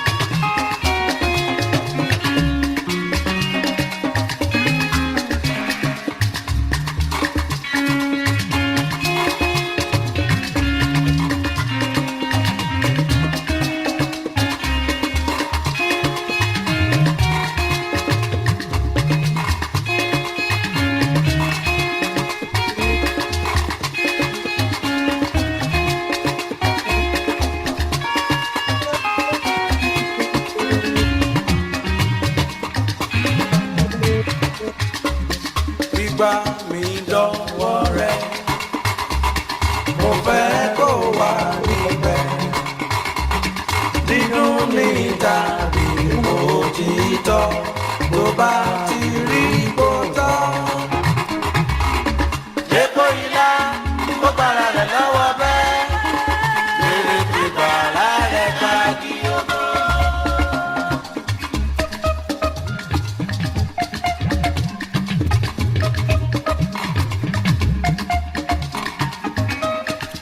mo gbójú mi sókè sí ọ Èdùmàrè mo gbójú mi sókè sí ọ Èdùmàrè bàbá o dáhùn o bá mi ṣe tèmi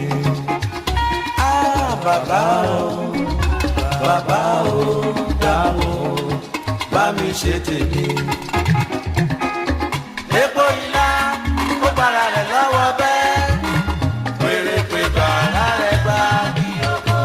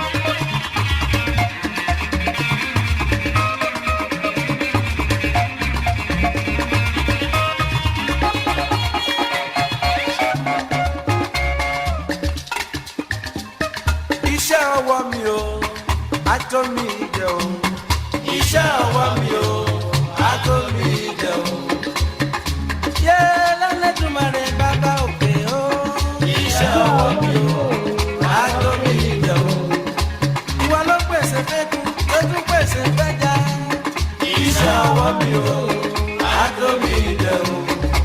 Iṣẹ́ lọ́wọ́ mi ọba dákúnyé jẹ́ kó tó mi jẹ́. Iṣẹ́ ọwọ́ mi o àtó mi dẹ̀rùn.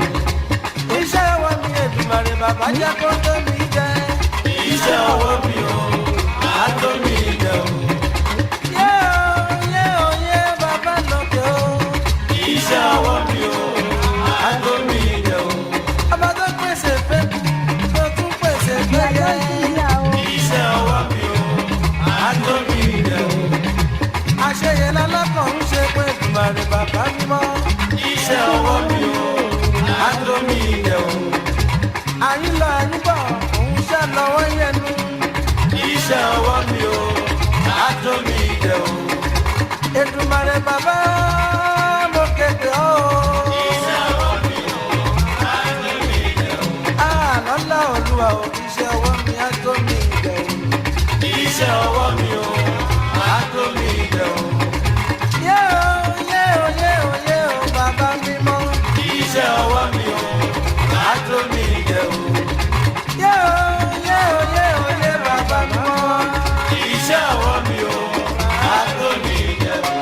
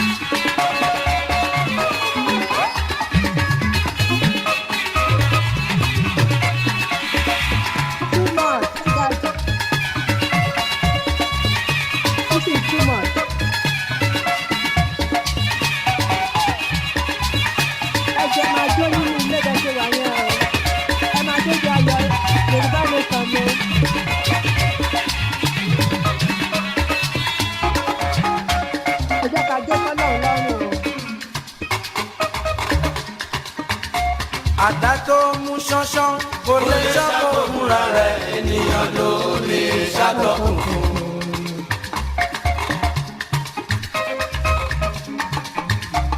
Àdá tó mú ṣánṣán kò lè ṣàkó fúnra rẹ̀ ènìyàn ló lè ṣàtọkùn fún.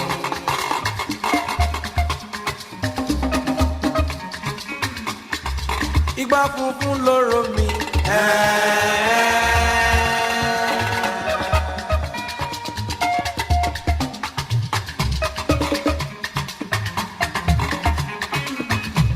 Àdá tó mú ṣánṣán kò lè ṣàkó fúnra rẹ̀ ènìyàn ló lè ṣàtọkùn fún. Ewé ńláńlá o kò ní padà òru wẹ́wẹ́ ìwọ òrìṣà.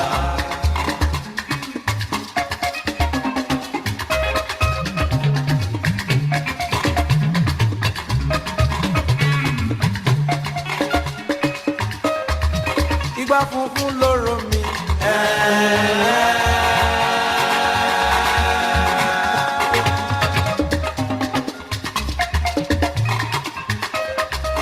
Igbá funfun lóró mi.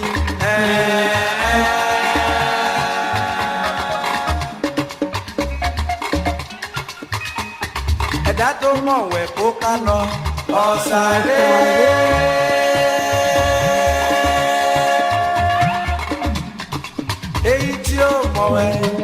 Èyí tí ó mọ̀wẹ̀ kò gbọ́dọ̀ dá fèlèfèlè.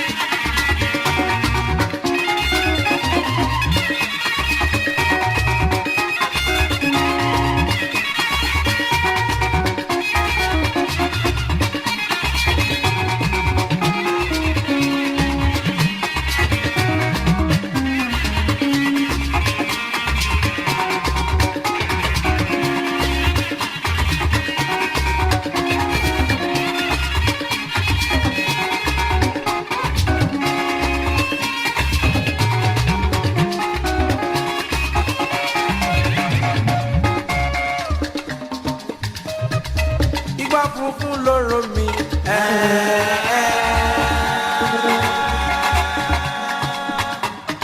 Ẹ̀dá tó mọ̀wẹ̀ kó ká lọ ọ̀sàré.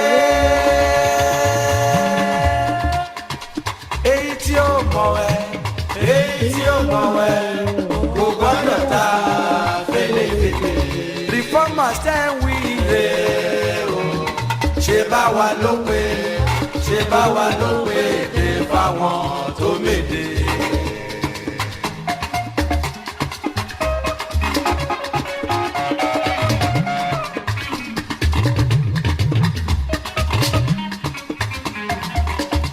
Tó bá kú díẹ̀ fọ́mọ olóore jí sí kòtò.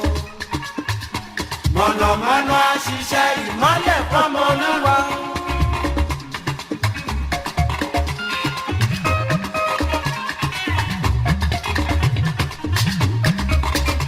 Tó bá kú díẹ̀ fọ́mọ olóore jí sí kòtò. Mọ̀nàmọ́ná á ṣiṣẹ́ ìmọ́lẹ̀ fọ́mọ ọlọ́run. Ogun ayé kan kò lè rí wa mú. Igi ayé kan kò ní jà kó kàn wá. Àná bá ṣe ẹni ṣèkà. Lọ́wọ́ mi bá tẹ sáàmù. Olúwa lolùṣọ́ àgùntàn mi. Àná bá ṣe ẹni ṣèkà. Lọ́wọ́ mi bá tẹ sáàmù. Olúwa lolùṣọ́ àgùntàn mi.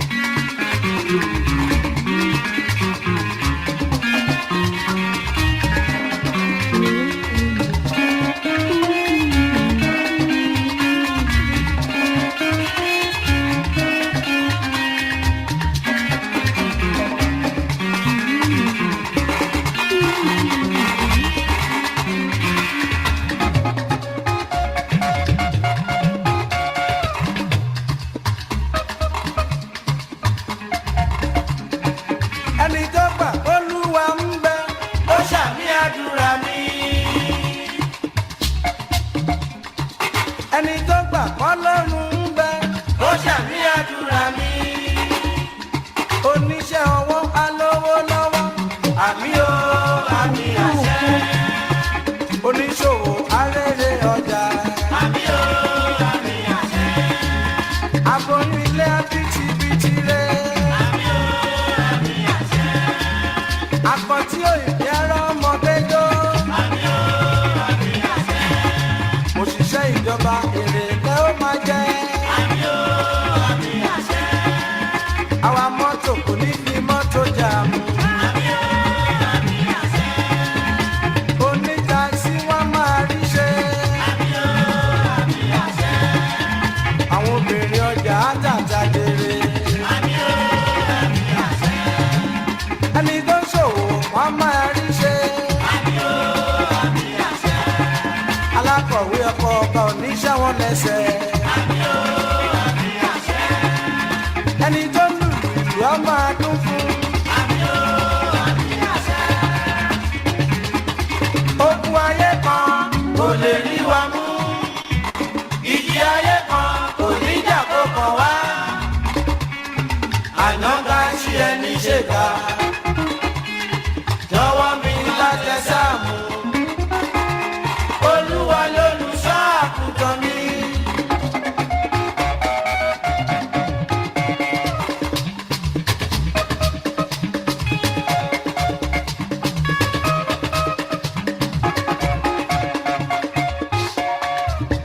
Múndíá tí yóò bá lọ́kọ, ẹ lọ́wọ́ kọfẹ́. Bọ́ìsì tí yóò bá láyà, ẹ lọ́wọ́ àyàfẹ́.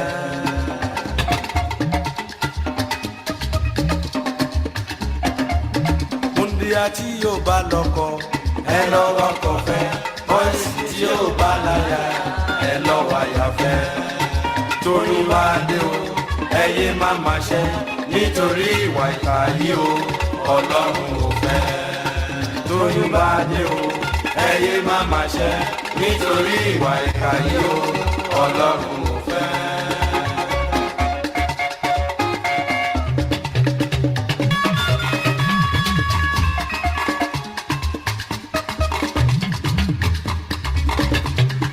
ẹni tó gbà Olúwa ń bẹ ó ṣàmì àdúrà mi oníṣẹ́ ọwọ́ alówó lọ́wọ́ àmì ó àmì àṣẹ oníṣòwò tó rere ọjà àmì ó àmì àṣẹ aláboyún bìtìbìtì rẹ àmì ó àmì àṣẹ àkọ́tí òyìnbí arọ́mọ gbẹjọ́ àmì ó àmì àṣẹ àwa mọ́tò kò ní fi mọ́tò jà mú àmì ó àmì àṣẹ onítaxi a máa rí ṣe àmì ó àmì àṣẹ pẹ̀lú onímọ̀lú ẹ̀ àti dáńgó àmì ó àmì àṣẹ.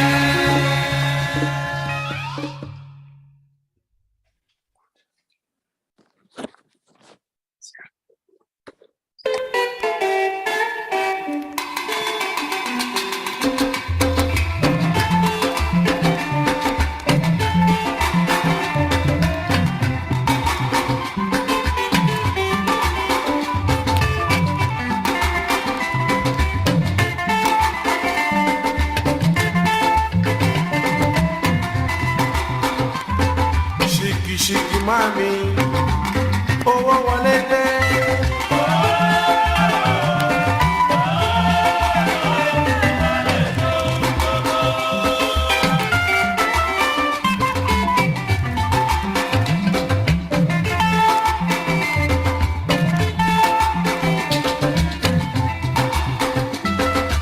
ṣìkìṣìkì máa mi owó wọlé dé.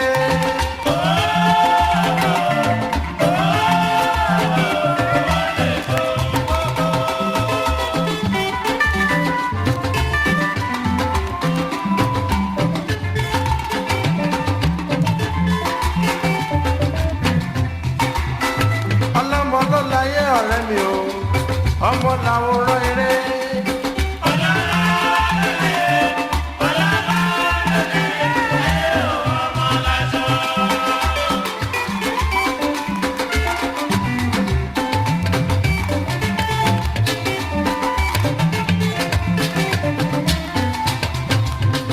ọlọ́mọ ló láyé ọ̀rẹ́ mi o ọmọ làwòrán eré.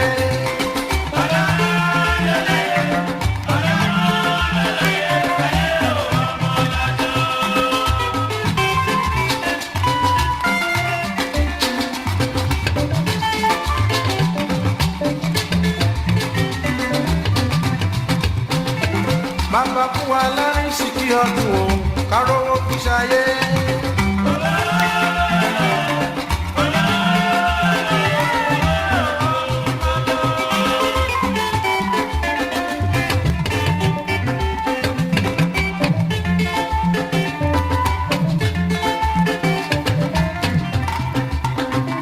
bàbá fún wa lárin ṣìkì ọdún o kárówó fi ṣayé.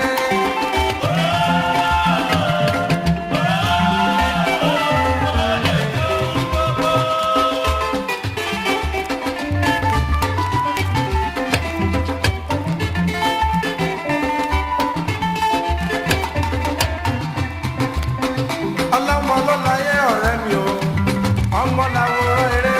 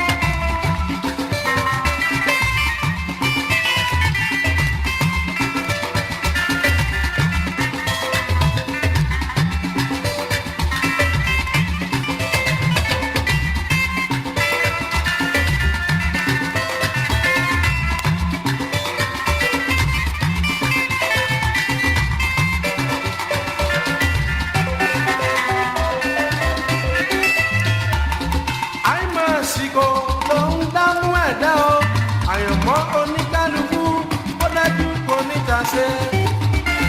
àìmásìkò ló ń dámú ẹ̀dá o àyànmọ́ oníkálukú ó dájú kò níta ṣe.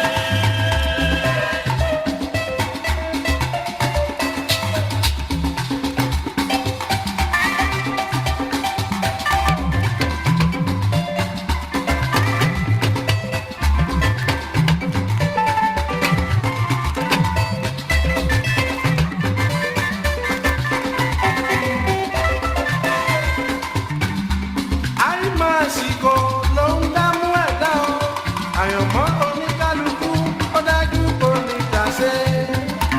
àìmásìkò ló ń dámú ẹ̀dá o àyànmọ́ oníkálukú ó dájú kò níta ṣe.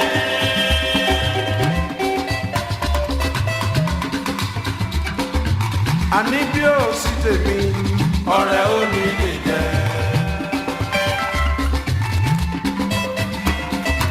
iye òbí ò sí tèmi ọ̀rẹ́ ò ní lè mú.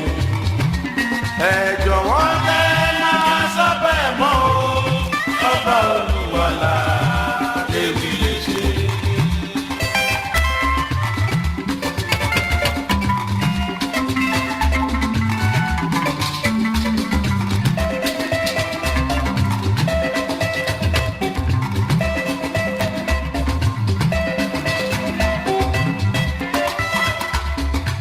iye òbí ò sí tèmi ọ̀rẹ́ ò ní lè jẹ́.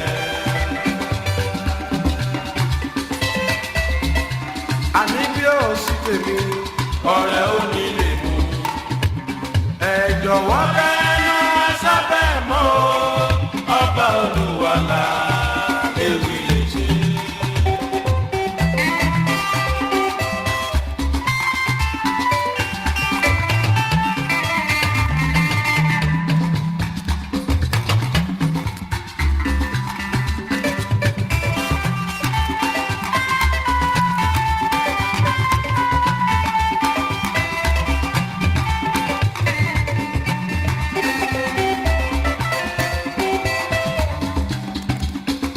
ẹ̀dá tó sọ pé kò sí irú wọn ẹ sọ fún pé lọ́dún pa irú ẹ̀dá wa. ẹ̀dá tó sọ pé kò sí irú wọn ẹ sọ fún pé lọ́dún pa irú ẹ̀dá wa. irú olúwa ni ò sí irú ẹ̀dá wa. ẹ̀dá kan ẹ̀ má ẹ̀dá.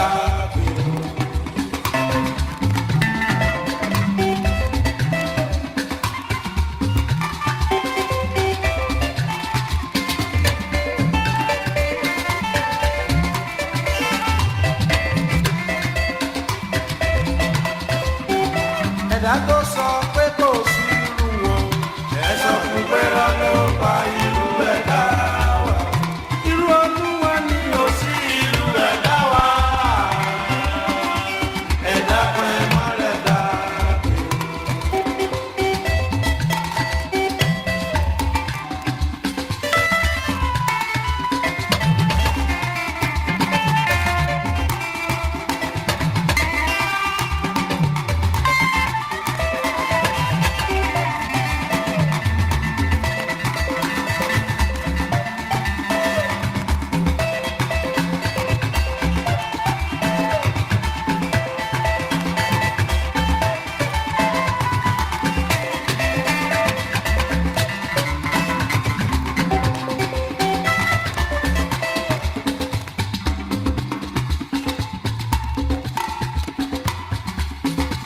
àwọn ẹ̀dá kan ló wà tó ń fẹ́ kẹ́ni kejì jẹ́.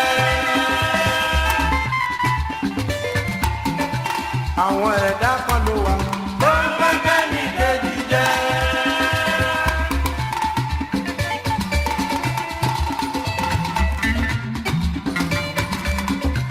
ẹ̀rí kọjá mi rògbò ó fowó mọ́lúwa ó tún fi mọ̀ nìyàn ilé iṣẹ́ àìmọye ènìyàn tí wọ́n jẹ́ tí wọ́n mú.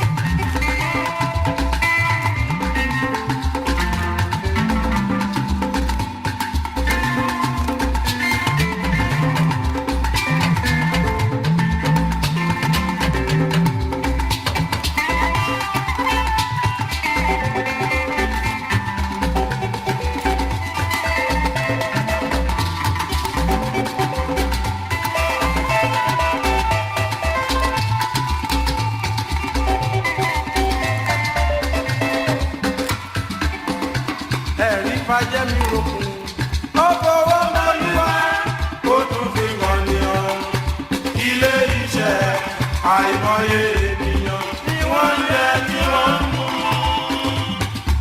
àyàfẹ́yàn lásán ló lè sọ̀rọ̀ ẹni bí bàjẹ́ mi rògbò òjijì máa bẹ̀ apá bí ẹlẹ́dà. àyàfẹ́yàn lásán ló lè sọ̀rọ̀ ẹni bí ó ṣe ìfọ̀lẹ́jọ ó ṣe onílé. àyàfẹ́yàn lásán ló lè sọ̀rọ̀ ẹni bí ṣíbi gbàdá ó di lérò lọ́la. àyàfẹ́yàn lásán ló lè sọ̀rọ̀ ẹni bí ọba ọ̀dọ́ rọ mi o ọ̀kẹ́ mọ bí ẹrú.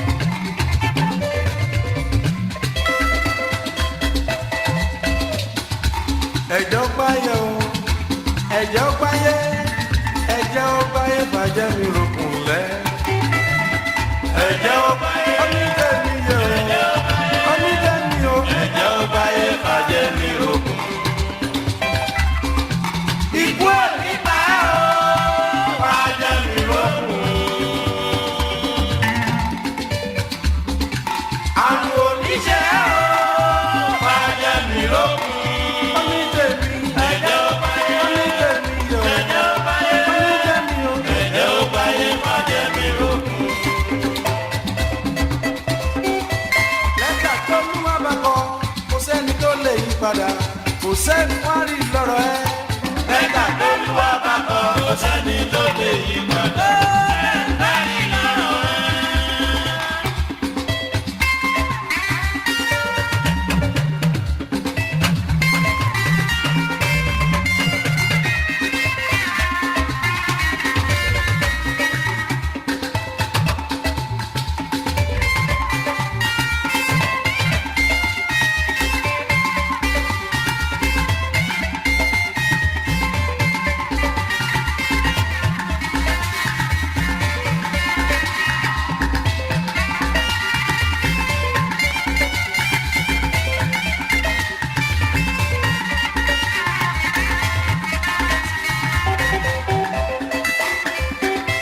Lẹ́tà tó lù wá bá kọ́, kò sẹ́ni tó lè yí padà.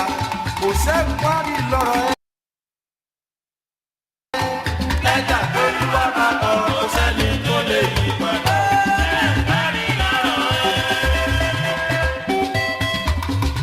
Mo wá ń tara ṣàṣà, ó di lẹ́rọ lóye mi o. Chief I.S. ọmọ Adéwálé.